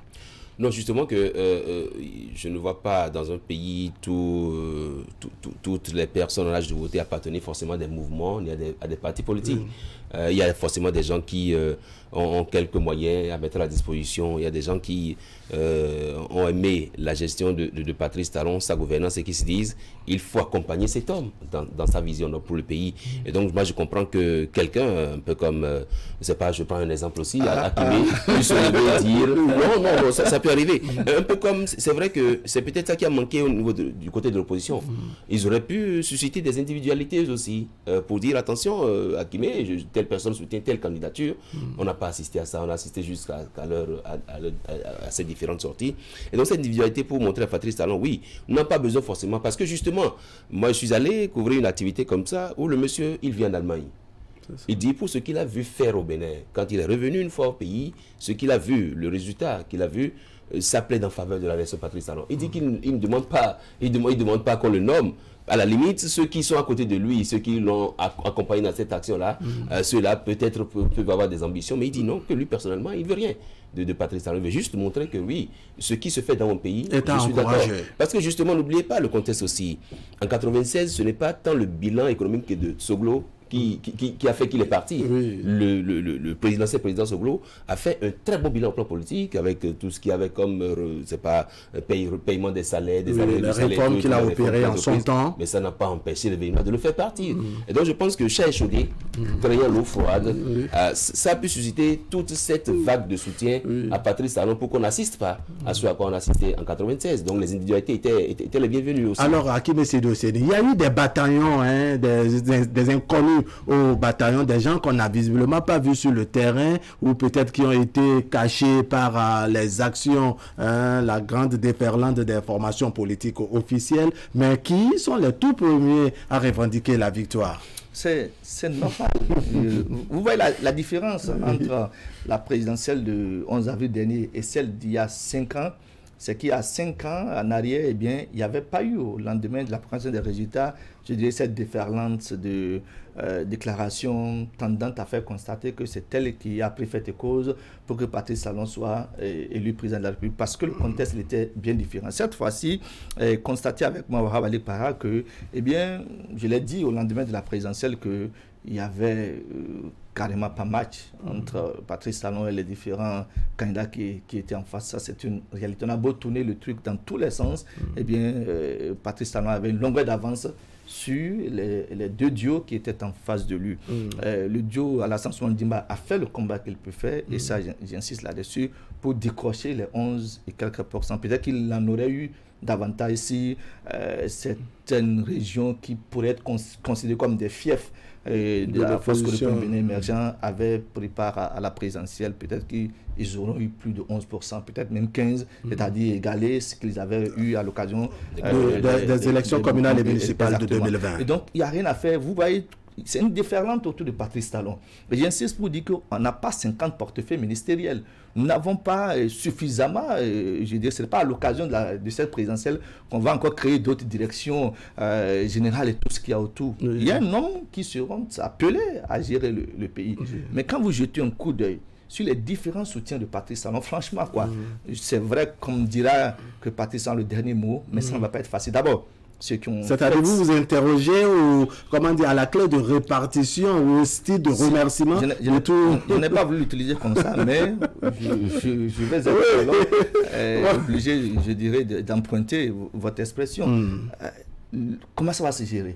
Il y a déjà 2 forces politiques qui ont fait leur expérience et qui ont des résultats. Ceux qui ne sont pas encore rassasiés des remerciements. L'Union progressiste vient en tête, suivi du bloc républicain. Oui. Ensuite, les autres formations politiques, parce que bien malheureusement, elles n'ont pas eu, je dirais, des représentants au niveau des communes et des députés. Oui. Et ceux aujourd'hui qui sont connus de Patrice en dehors des 2 formations politiques, il y en a aujourd'hui qui viennent beaucoup plus, je dirais, par un ouvrier de la 25e, de la 26e heure, mais des ouvriers de taille. Ça, c'est une réalité. Vous prenez les formations telles que l'UDBN, le Parti du Renouveau démocratique, bien entendu, en plus de Mouel Béné, vous vous rendez compte que ce sont des formations qui ont apporté à afficher leur soutien à Patrice Talon, mais qui n'étaient pas d'une manière ou d'une autre trop, je dirais, concernés par la gestion de la chose publique. Il n'y a rien à faire cette fois-ci, eh bien, ces formations politiques voudraient avoir droit au chapitre, quoique, eh bien, elle n'est pas un bataillon impressionnant en termes de représentation au niveau des différentes institutions, au niveau, je dirais, du bataillon électoral. Et donc, il n'y a rien à faire. Il faut réfléchir à comment est-ce qu'on fait pour que ces différents acteurs-là puissent se voir, je dirais, appelés à la gestion de la chose publique. En dehors de ces 3 formations politiques que j'ai citées, j'insiste pour dire il y a encore des associations et mouvements de partis politiques. On me dira non, on leur a demandé de se fondre dans les grands ensemble, mais ça n'a pas été le cas. Au-delà maintenant, c'est que même au sein de ces formations politiques, il y a maintenant des individualités. C'est d'ailleurs pour ça que vous avez vu les différentes... le gros titre des parutions. Ressortent pas les formations politiques, mais ressortent des personnes, ressortent des personnalités. Telle personnalité de l'Union progressiste, bien entendu, c'est elle qui a fait le gros travail pour que, eh bien, il y ait eu suffisamment de personnes sorties pour voter le 11 avril dernier. Donc, ce qui est intéressant, et ça, j'en suis bien convaincu, Patrice Talon a sa petite idée dans sa tête. Il sait comment ça va se passer. Je crains qu'il y ait suffisamment de déçus. Ça, il faut oser le dire. Des déçus, des mécontents. Des mécontents. Comment vous voyez... Il en aura suffisamment. D'accord. Alors, Emmanuel Niambossou, comment vous voyez la répartition, le style de remerciement de tous ces acteurs-là qui ont participé à la réélection de Patrice Talon dans le rang des formations politiques, dans le rang des mouvements et associations politiques? La question pour ma part, c'est s'agira-t-il de remercier ou d'appeler des gens à continuer ce qui est déjà entamé? Parce que justement, vous n'allez pas demander, par exemple, pour recruter... c'est pas quelqu'un à un poste ou pour si un poste à pouvoir, vous me proposez quelqu'un qui n'a aucune expérience, qui n'a aucun niveau, qui n'a rien, en lieu et place de quelqu'un qui a déjà fait ses preuves, je choisirai celui qui a déjà fait ses preuves.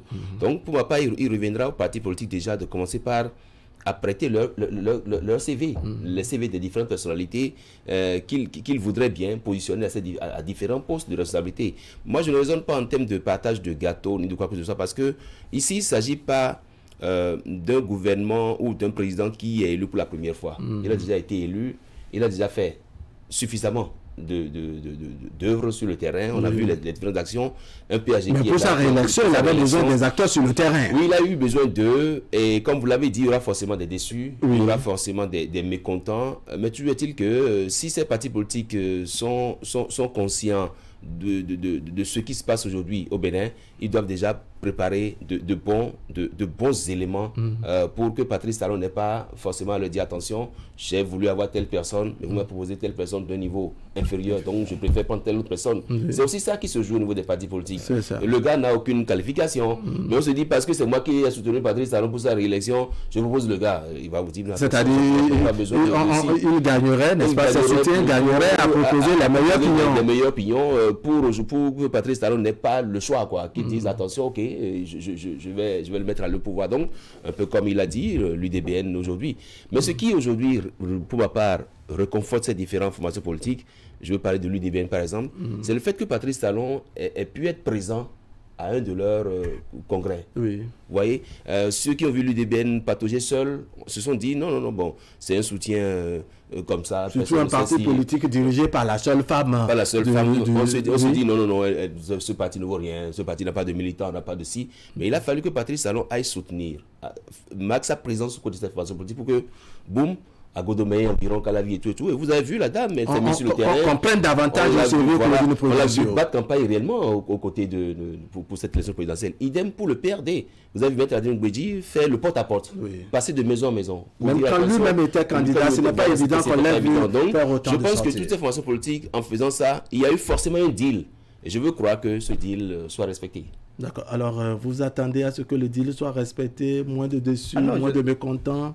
Non, on n'a pas été dans le secret des dieux à l'occasion des deals, si des deals il y en avait eu. Oui. Mais constatons simplement qu'il y a eu une grande mobilisation autour de la candidature du Patrice Talon, relativement donc, je dirais, à la manière dont les différentes formations politiques se sont comportées sur le terrain.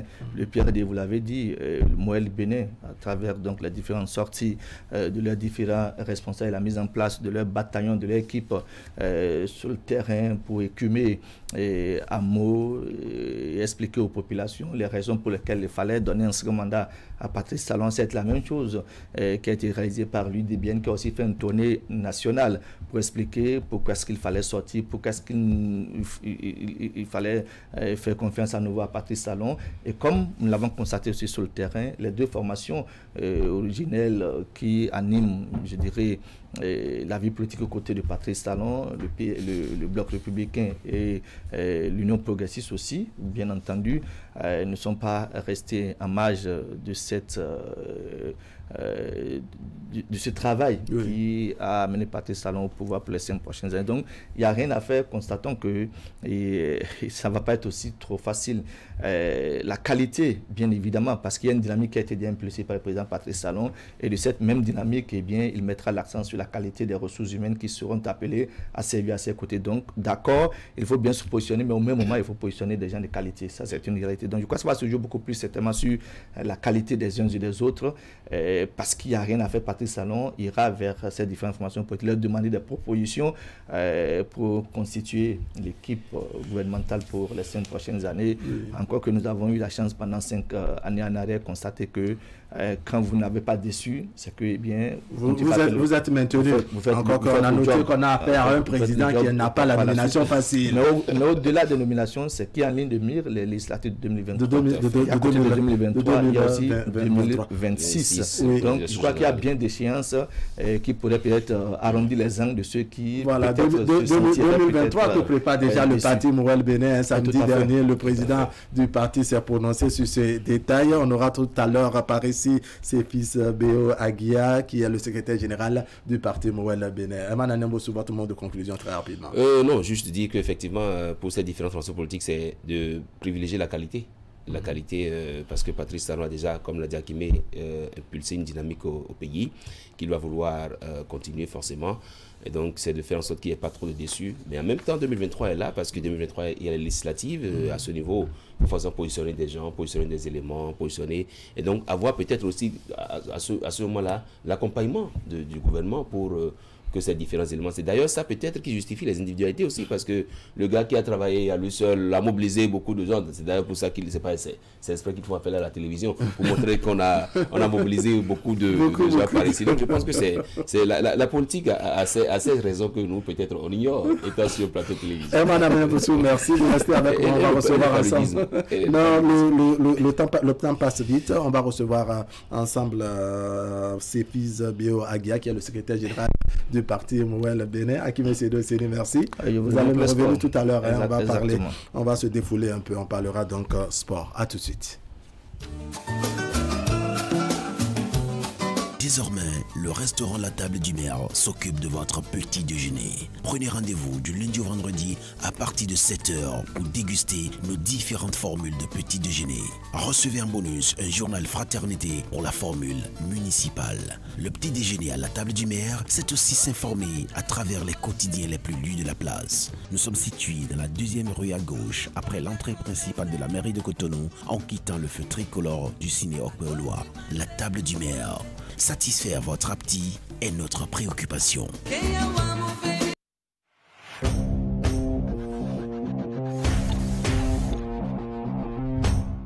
Chers clients, partenaires et abonnés du groupe de presse Fraternité, pour toute commande et information relative à nos produits et prestations à Fraternité FM, Fraternité, Canal 3 Télévision, appelez les numéros suivants aux heures et aux jours ouvrés.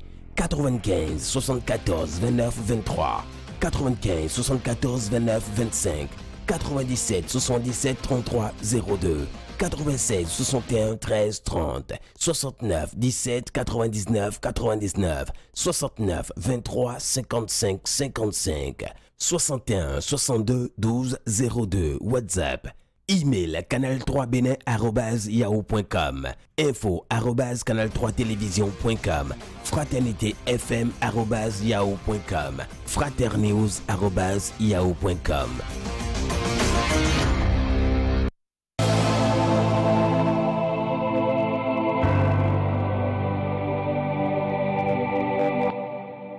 Séphise Béagia, bonjour. Bonjour. Merci d'être venu sur le plateau d'Actu Matin. Je vous reçois avec mon collègue Herman Anyambossou. Je rappelle que vous êtes le secrétaire général du parti Moël Bénin. Alors samedi dernier, votre parti a donc tenu, je dirais, une réunion du bureau politique du parti, réunion élargie.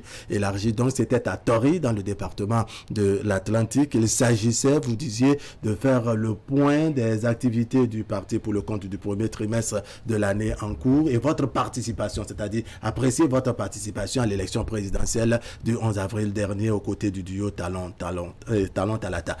Le résumé, c'est quoi?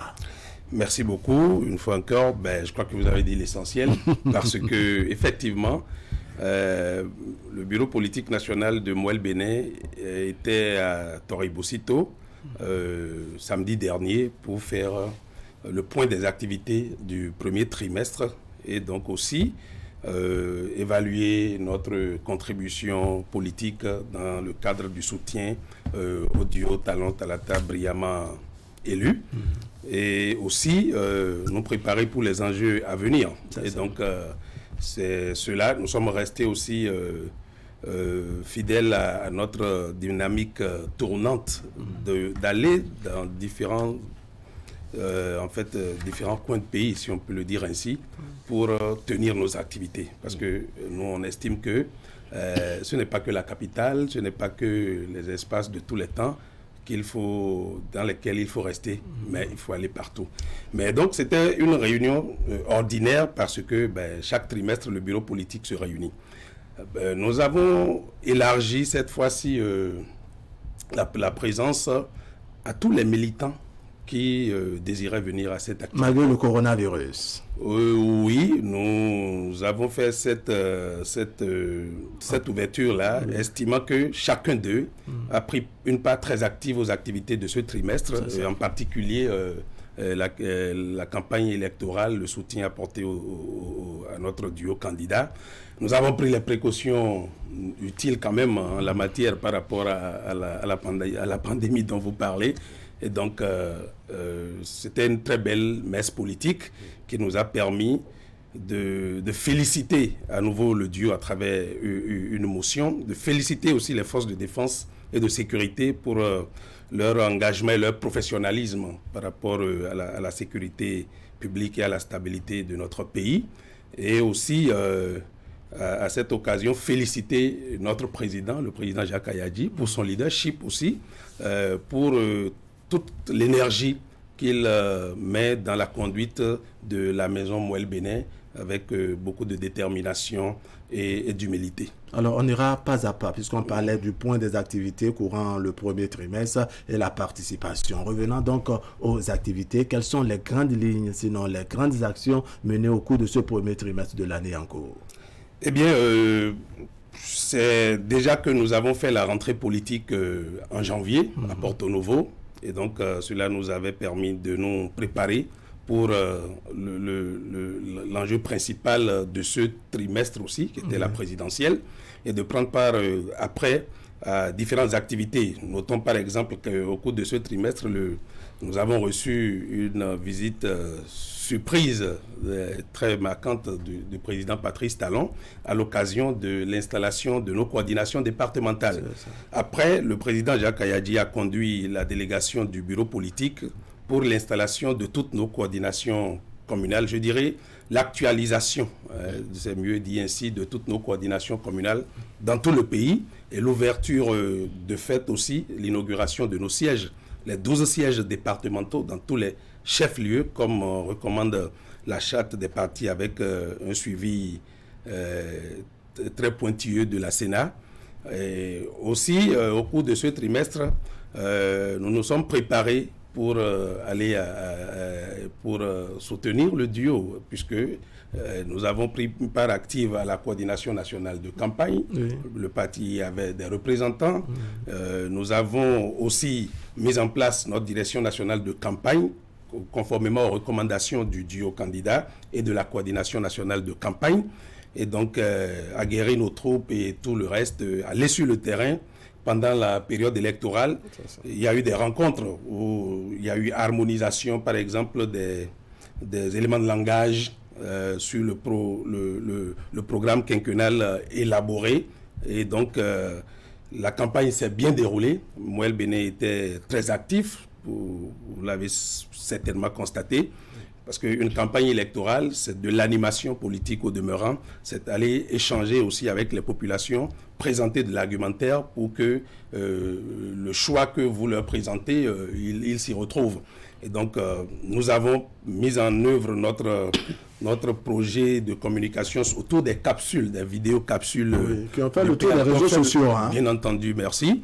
Et donc, on a mis des écrans géants à notre siège national, au stade, sur l'esplanade du stade de l'Amitié, au niveau de nos sièges départementaux, pour diffuser ces éléments de réalisation du PAG sur différentes thématiques et aussi sur des perspectives qui arrivent. Donc, nous avons fait cette animation aussi d'une forte caravane à travers le pays, en l'occurrence de Dassa jusqu'à Plahoué, à Lokossa ou jusqu'à Frankou.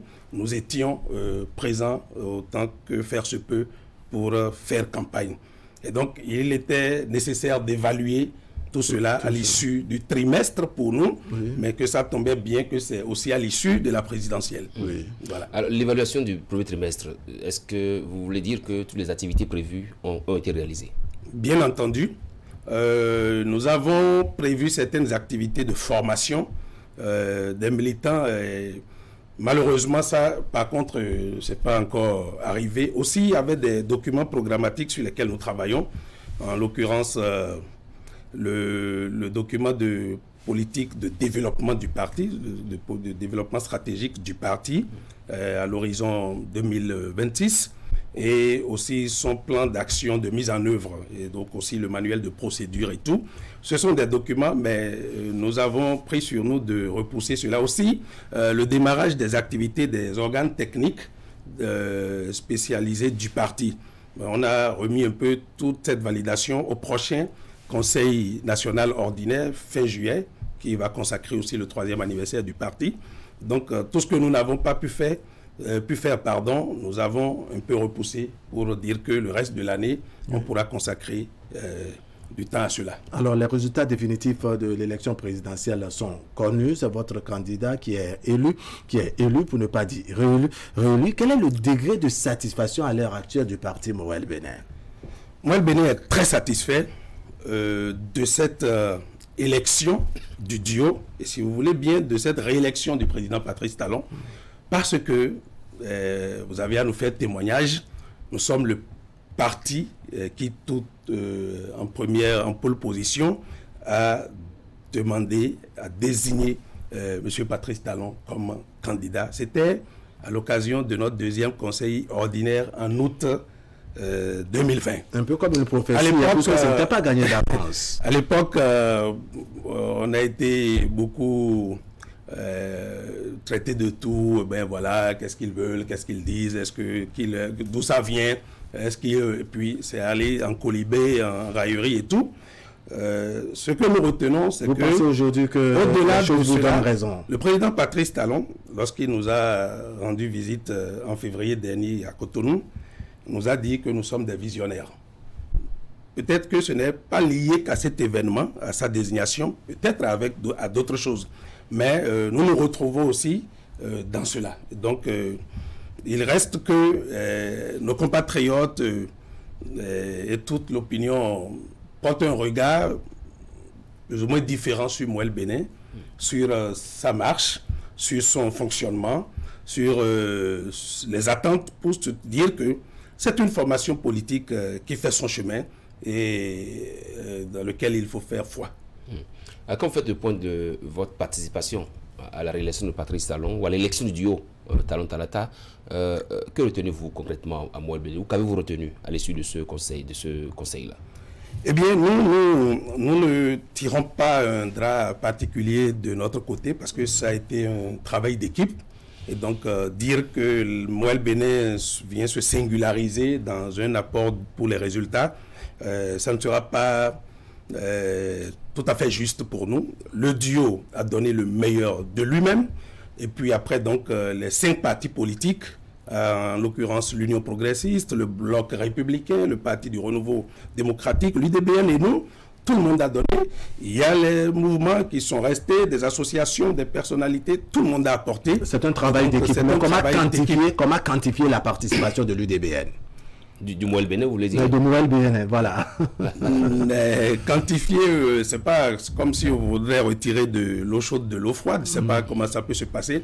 Lorsque nous avons gagné ensemble, la victoire, elle est collective. Les efforts sont collectifs. Chacun a donné le meilleur de lui-même. Voilà. D'accord. Alors, vous voyez les choses déjà très tôt, n'est-ce pas, les élections législatives de 2023, de la bouche du président Jacques Ayadji samedi dernier. On a entendu qu'il a dit que 2023 pour le parti Moël Bénin, c'est maintenant. Qu'est-ce qu'il faut comprendre par là?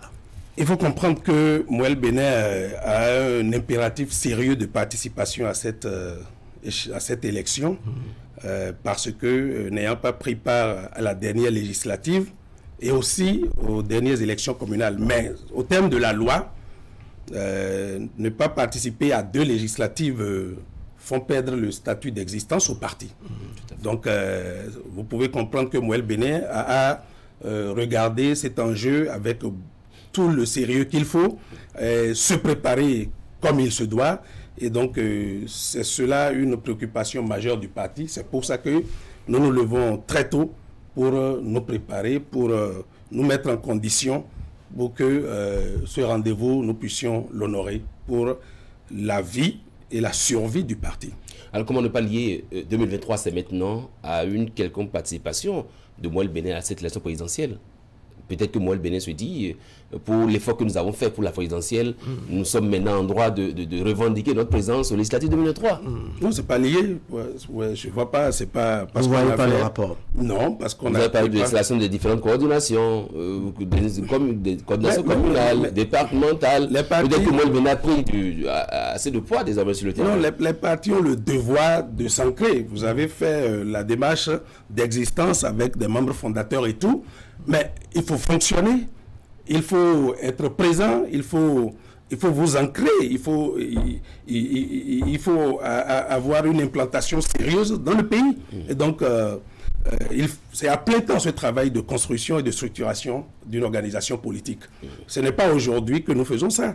Nous avons installé nos coordinations depuis janvier-février 2019, déjà avant les législatives de 2019, nous avons procédé à des actualisations chaque fois que de besoin, surtout que chaque fois, si vous avez pu nous observer, nous avons tenu en 2-3 ans 2 congrès extraordinaires. Ça demande chaque fois donc de revoir les structures, de les redimensionner. Et donc nous faisons cela à plein temps. Ce n'est pas lié à la présidentielle, mais pour nous, c'est lié au devoir de fonctionnement d'une organisation et à son devoir aussi d'implantation sérieuse sur le territoire national et auprès de nos compatriotes de la diaspora aussi. Alors, comment vous tenez à prendre une part active, dites-vous, à l'élection ou aux élections législatives de 2023, comment les choses vont se faire? Est-ce que déjà à la rencontre de samedi dernier, vous avez défini les bases ou bien un travail se fera par la suite? Eh bien, il y a un comité qui a été mis en place à l'occasion, qui est le comité de préparation du dossier du parti. Donc, ce comité a la charge de s'appuyer sur l'ensemble des responsables à la base, des coordinations départementales jusqu'au niveau communal, et aussi sur des responsables du bureau politique national qui sont dans ces milieux. Mais maintenant, c'est parti sous la forme d'un appel à candidature publique, parce qu'il a été dit, tout militant désireux d'être candidat peut déposer son dossier au niveau du comité, au siège du parti ou dans un des sièges départementaux. Ceux-là, ils transmettront. Et donc, c'est une ouverture de candidature. Après, sur 6 mois, le comité travaillera, et déjà à notre prochain conseil ordinaire, fin juillet ou début août, le comité fera un point d'étape pour qu'on puisse savoir quel est le degré d'accomplissement de la tâche qui lui a été dévolue. Donc, c'est une préparation sérieuse qui se met en place. Alors, il y a une actualité, Emmanuel Niambossou, il y a une actualité qui ne passe pas inaperçue au niveau du parti Mouel Bénin, c'est la suspension d'un membre non négligeable du parti, Andoche à Ménissé, je crois bien. Je crois bien. Qu'est-ce que vous lui reprochez exactement? Merci, c'est pas la suspension, c'est son exclusion. Son exclusion, waouh, c'est même encore plus fort. Parce que notre ex-camarade, malheureusement, on est obligé de le dire ainsi, vous connaissez le personnage, vous connaissez le parcours, vous connaissez l'expérience et tout. Nous, quand il est venu à nous, à Mouel Bénin, parce que personne ne l'a démarché pour qu'il arrive, quand il est arrivé, on s'est dit, ben voilà, quelqu'un quand même qui a du parcours et d'un âge très raisonnable aussi, qui donc peut être un coach et tout. Ben, malheureusement, déjà l'année dernière, il y a eu une friction. C'est des publications qui nous paraissaient déjà très bizarres. Et des publications aux antipodes. Nous avons interpellé le professeur. Il a dit... non, je ne savais pas, bon, je m'excuse, je ne reprendrai pas, oh non, ça, franchement, ça m'a échappé. Ça m'a échappé. Donc, on ne peut pas dire qu'on n'a pas prévenu suffisamment le camarade. Et puis, à toutes les rencontres auxquelles il prend part et toutes les décisions que nous prenons, toutes les publications que nous faisons, eh bien, les réunions du bureau politique, puisqu'il y est, il n'a jamais dit autre chose à une réunion. Et donc, nous sommes surpris qu'à la veille, après qu'ensemble, puisqu'il était à toutes les réunions qui ont désigné le candidat Patrice Talon, tout ce que, depuis le Conseil national, la rentrée du bureau politique, il était là, et à la rencontre avec le chef de l'État. Lorsqu'on a fait tout ça, et qu'après, on commence par sortir des rangs, eh bien, c'est bien surprenant, sans remonter un avis contraire ou une opinion contraire dans au sein du parti. On découvre sur la toile une distanciation par rapport à tout ce que nous construisions ensemble. Eh bien, ça demande que nous prenions nos responsabilités. Mais déjà, depuis l'année dernière, la décision était en préparation. Et je peux vous dire que déjà, il y a un mois, ou quand même quelques semaines, nous avons échangé sur la question en nous disant ben, qu'est-ce qui arrive au professeur pour que les choses se passent ainsi.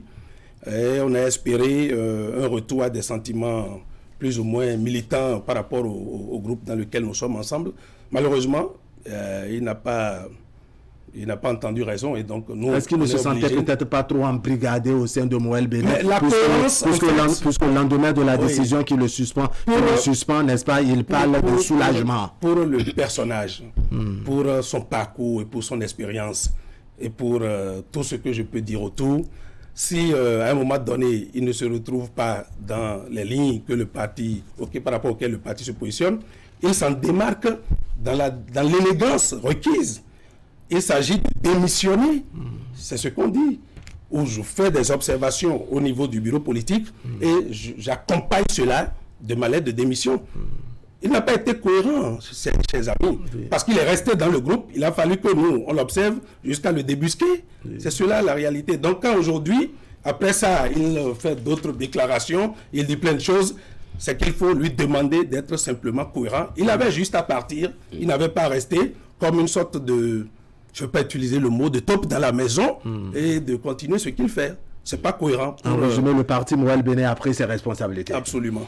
C'est Fils Béaguia, merci d'être passé sur le plateau d'Actu Matin. Vous êtes le secrétaire général du parti Moël Béné. Ramani Anyamboso, merci. Je vais faire venir par ici Akime Sédou Osséné, on va parler sport.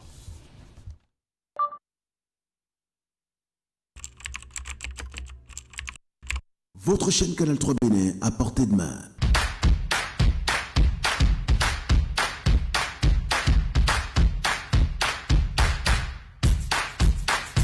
Découvrez désormais, depuis votre smartphone ou tablette, toute l'actualité nationale et internationale, vos émissions préférées de la chaîne Canal 3 en live 24/24, où que vous soyez, à travers son application disponible en téléchargement libre sur Play Store. Canal 3 et sur le www.canal3television.com, vous êtes les bienvenus.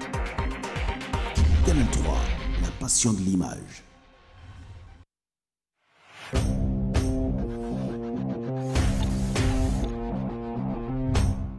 Chers clients, partenaires et abonnés du groupe de presse Fraternité, pour toute commande et information relative à nos produits et prestations à Fraternité FM, Fraternité, Canal 3 Télévision, appelez les numéros suivants aux heures et aux jours ouvrés.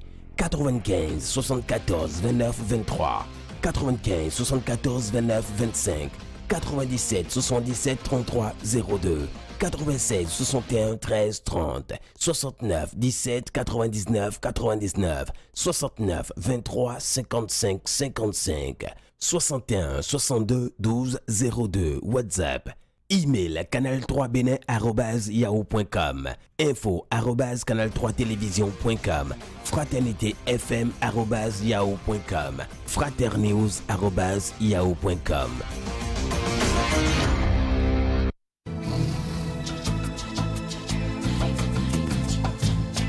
Vous aimez la qualité, vous exigez la finesse. Pour tous vos travaux en impression, flyers, affiches, dépliants, brochures, calendriers, facturiers, faire-part, carte de mariage, carte de visite et vos travaux en sérigraphie. Une seule adresse, l'imprimerie du groupe de presse Fraternité qui vous propose des prix défiant toute concurrence. Imprimerie Fraternité, c'est une équipe dynamique avec du matériel de dernière génération capable de vous produire en quantité, qualité et avec célérité. Imprimerie Fraternité, nous sommes situés à Ménotin dans l'avant de la station Sonacop. Contact 97 60 79 34, 95 34 10 47. À l'imprimerie du groupe de presse Fraternité, la qualité est garantie.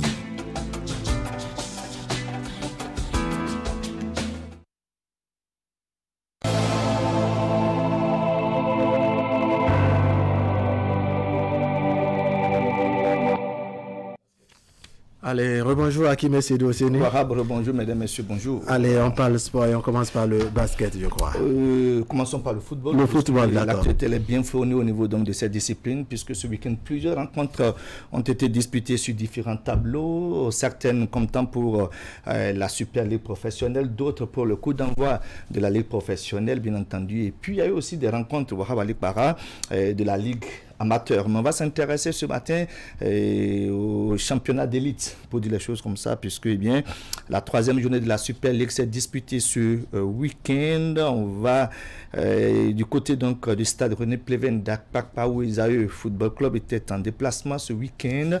L'équipe conduite désormais par Mathias Deguenon, ex-entraîneur de Énergie SBEE, a enregistré sa deuxième victoire consécutive, c'était face à Éternel. Comment Comme on le voit sur les images. Exactement, Éternel en jaune, short noir bien entendu.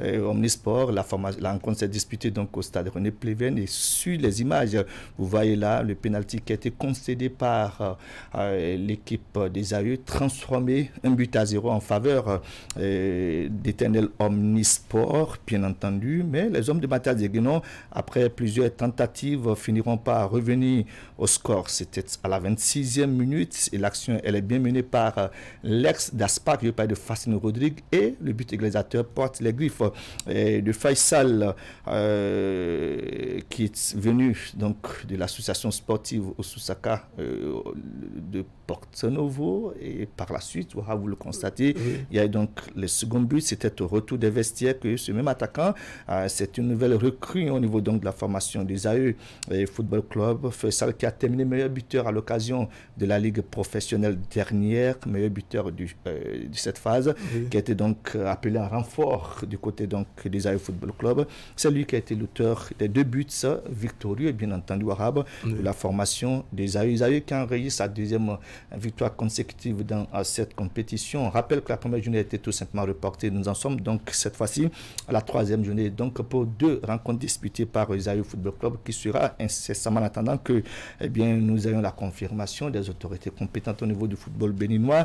Les AE qui a pour bras armé financier désormais la LNB, et à l'occasion de cette la loterie nationale du Bénin. Exactement. Il y a le directeur qui fait très souvent des déplacements pour galvaniser la troupe. Je veux parler de Gaston Zossou qu'on ne présente plus. 2-1 en faveur des AE. On va cette fois-ci s'intéresser aux impressions après match des 2 entraîneurs de ces 2 formations. Le premier, c'est bien Mathias Deguenon. Je rappelle qu'il était l'entraîneur de Énergie de la SBE.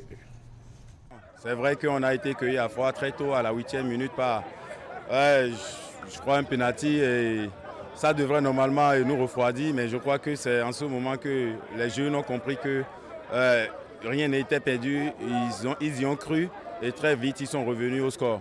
Et je crois que dans l'ensemble, nous avons su analyser et comprendre que le jeu de l'adversaire était du côté gauche, parce que c'est leur côté fort, et c'est ce que nous avons essayé de régler à notre niveau, bloquer le couloir, et je crois que c'est ce qui nous a permis d'avoir maintenant la possession du jeu et de prendre l'avantage. D'abord, hier, il a eu un séisme au niveau de l'encadrement technique, ce qui nous a amené par la force des choses à être ici. Je ne sais pas si c'est ça qui a joué sur les joueurs, mais ils n'ont pas respecté du tout le schéma tactique à leur donner comme consigne. C'est ce que Voilà, vous avez suivi donc il y a un instant Mathias Deguenon, entraîneur des AE Football Club, et puis Alphonse Hénou, il n'est pas l'entraîneur, et vous l'avez constaté, l'a dit, après la défaite, la première concédée par Éternel Omnisport, il y a eu un séisme au niveau de l'encadrement technique qui a été tout simplement remercié par les responsables du club. Eh bien, Alphonse Hénou, en fait, je dirais, du sapeur-pompier, en attendant que l'encadrement technique soit mis en place. Un chat est passé par là, bien entendu. Et donc, il y a eu le 2-1, deuxième défaite pour Éternel Omnisport et deuxième victoire consécutive pour les AE Football Club, 2-1, intéressant pour le moral. Outre cette rencontre, d'autres affiches étaient au menu de la 3e journée de la Super League professionnelle. Quelques résultats rapidement, amis téléspectateurs. Il y a eu le nul, 2 buts partout entre les Dragons de la capitale et puis Béké de Bembéreke. La rencontre s'est disputée du côté du stade Charles de Gaulle de Porto Novo. C'est une contre-performance pour les Oranges et Noirs qui avaient été déjà battus lors de la première journée par les AE Football Club. Ça veut dire qu'il faut rapidement retrousser les manches si tant est que l'ambition des Oranges et Noirs, c'est de jouer les premiers rôles au niveau donc de cette ligue professionnelle, la Super League pour faire plus précis. Dynamo de Parakou a été battu pour la seconde fois par Ayema. Cette fois-ci, Ayema victorieux, 1-0, c'était du côté du stade municipal de Parakou.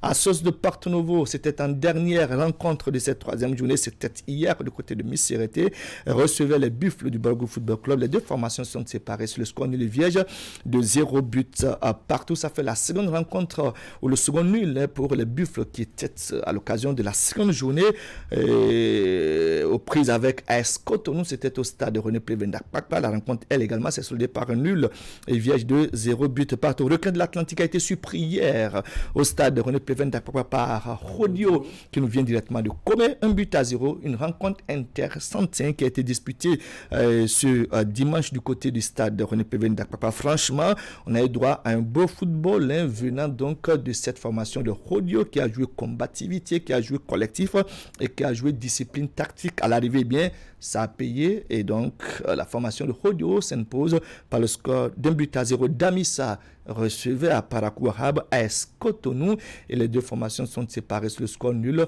d'1 but à partout. Voilà un peu ce qu'on retient des rencontres disputées ce week-end comme temps pour la troisième journée de la Super League. Au terme de ces deux rencontres, on retiendra que pour l'instant, c'est bien Esaü qui domine les débats et qui est leader avec 6 points pour 2 rencontres disputées et 2 victoires à mettre à l'actif de cette formation de Mathias Degueno. On jouait donc la Super League. On a aussi donné le coup d'envoi des rencontres de la Ligue professionnelle suisse, puisqu'on rappelle qu'il y avait donc une ligue professionnelle qui s'est disputée lors de la première phase. Et donc, les équipes qui ne se sont pas bien comportées, notamment, je dirais, les 6 de part et d'autre, se sont retrouvées dans 2 poules, pour dire les choses comme ça. La zone A et la zone B jouent ensemble. La zone C et la zone D jouent ensemble. Les résultats donc des rencontres de cette première journée Wahab, il y a eu AS Tonnerre qui recevait donc au stade Paulin Tomanaga de Boycon Real Sport. Le match s'est soldé par le score de but à 0.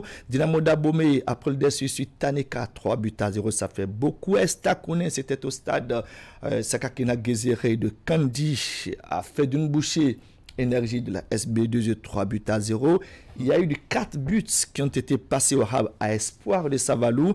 Et les bourreaux d'Espoir, ce sont les joueurs de l'US Cavalier de Niki. Dadje a battu Dynamé par le score de 2 buts à 0. Et pendant ce temps, les Panthères du Djougou Wahab étaient au repos. Et dans la zone... Pour cette affiche, les scores sont quelque peu pointus. Oui, exactement. Comme pour dire que eh bien, les formations qui recevaient se sont très bien comportées parce que, eh bien, il n'y a pas eu de match nul. Ce sont les équipes qui recevaient qui ont fait le carton plein. Victoire de AS Tonnerre, victoire de Dynamo d'Abomey, victoire de AS Takounen, victoire de l'US Cavalier et puis victoire de Dadje. Est-ce que ça va se répéter? Ils ont montré qu'ils sont maîtres de leur territoire. Exactement. Les résultats en sont bien illustratifs. Les Panthères, certainement, doivent se préparer puisque là, visiblement, ça s'annonce, ma foi, très ouverte au niveau donc de cette ligue professionnelle suite. Dans la zone CID, Jeffa a été battu par Soleil de Cotonou 1 but à 0. Il y a eu le 1 but partout entre AS Police et puis ASVO. 0-0 Wahab entre Aspac et puis l'USS Kraké.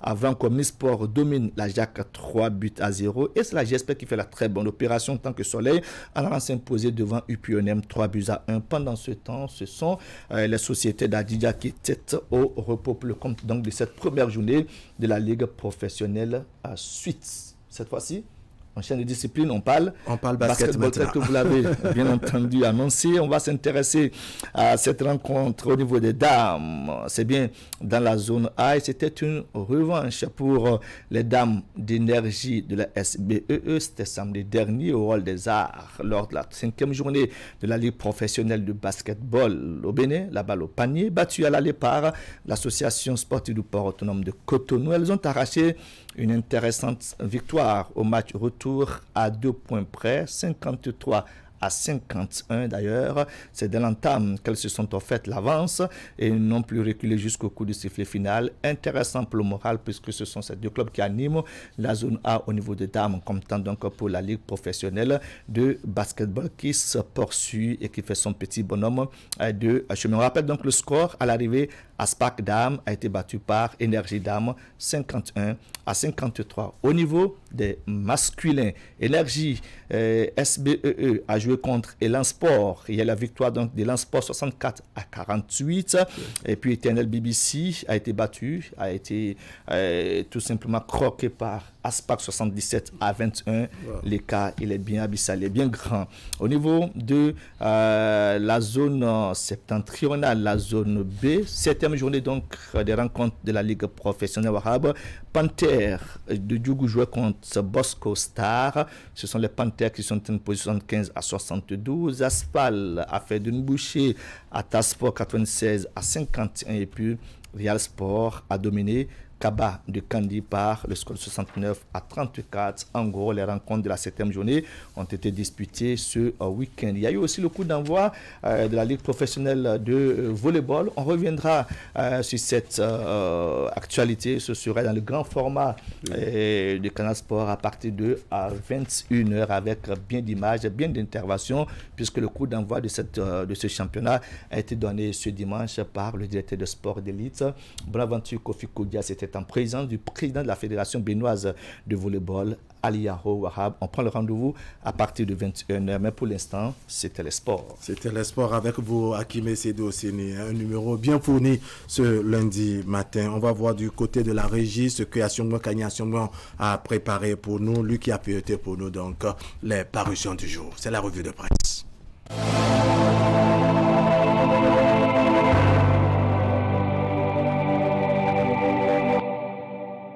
À toutes et à tous, bonjour. Après l'élection du duo Talon-Talata à la présidentielle du 11 avril, l'événement renseigne que Talon reçoit une dizaine de félicitations de chefs d'État et d'institutions. L'autre quotidien renchérit pour écrire que le président Patrice Talon ne cesse de recevoir des messages de félicitations revenant sur le caractère amical des relations entre les deux pays. Le président russe Vladimir Poutine a adressé un message de félicitations au président béninois. Dans son message, le président russe souhaite le renforcement des relations entre les deux pays et leurs extensions à d'autres domaines. Soleil Bénin Info rapporte le président russe Vladimir Poutine qui, se basant sur les relations russo-béninoises qui sont traditionnellement amicales, espère qu'en tant que chef de l'État, il continuera à contribuer au renforcement de la coopération bilatérale mutuellement bénéfique dans divers domaines, au-delà d'une simple formalité diplomatique, souligne Bénin Intelligent. Cette démarche est la preuve de la crédibilité dont jouit le Bénin à l'échelle internationale en matière de consolidation des valeurs démocratiques plus que jamais renforcées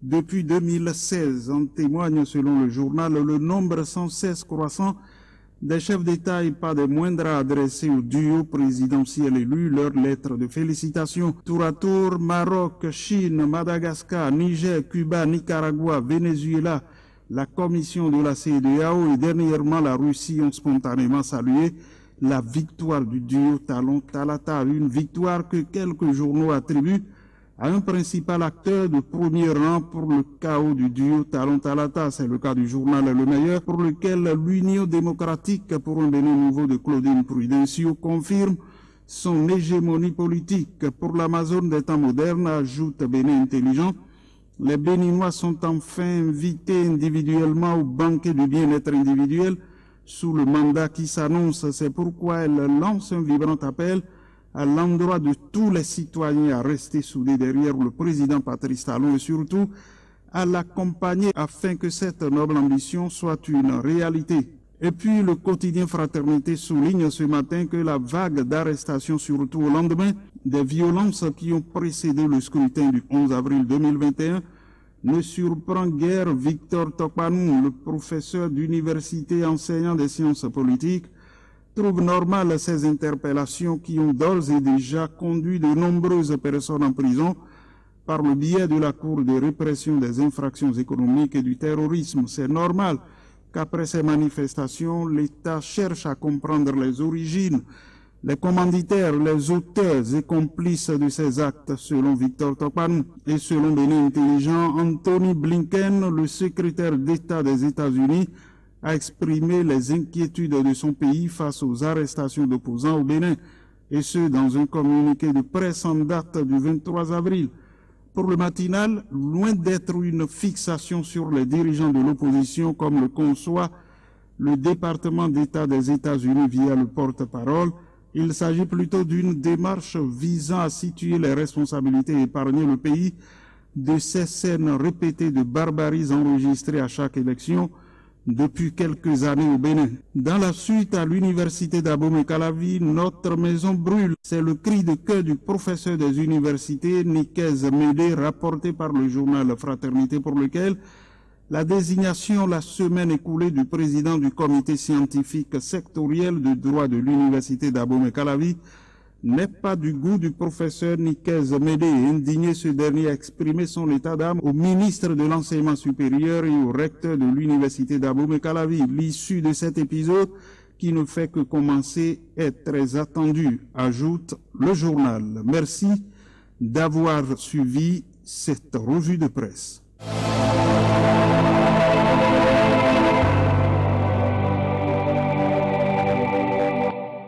Revue de presse donc signée Assiongwan Akaï Assiongwan. Mesdames, Messieurs, ce serait tout pour aujourd'hui. Merci de nous avoir suivis. L'information continue sur Canal 3 Bénin. À 11h, vous aurez un autre numéro du bulletin. À 13h, la grande édition de la mi-journée précédée à midi de la rediffusion de votre matinale. Allez, portez-vous bien.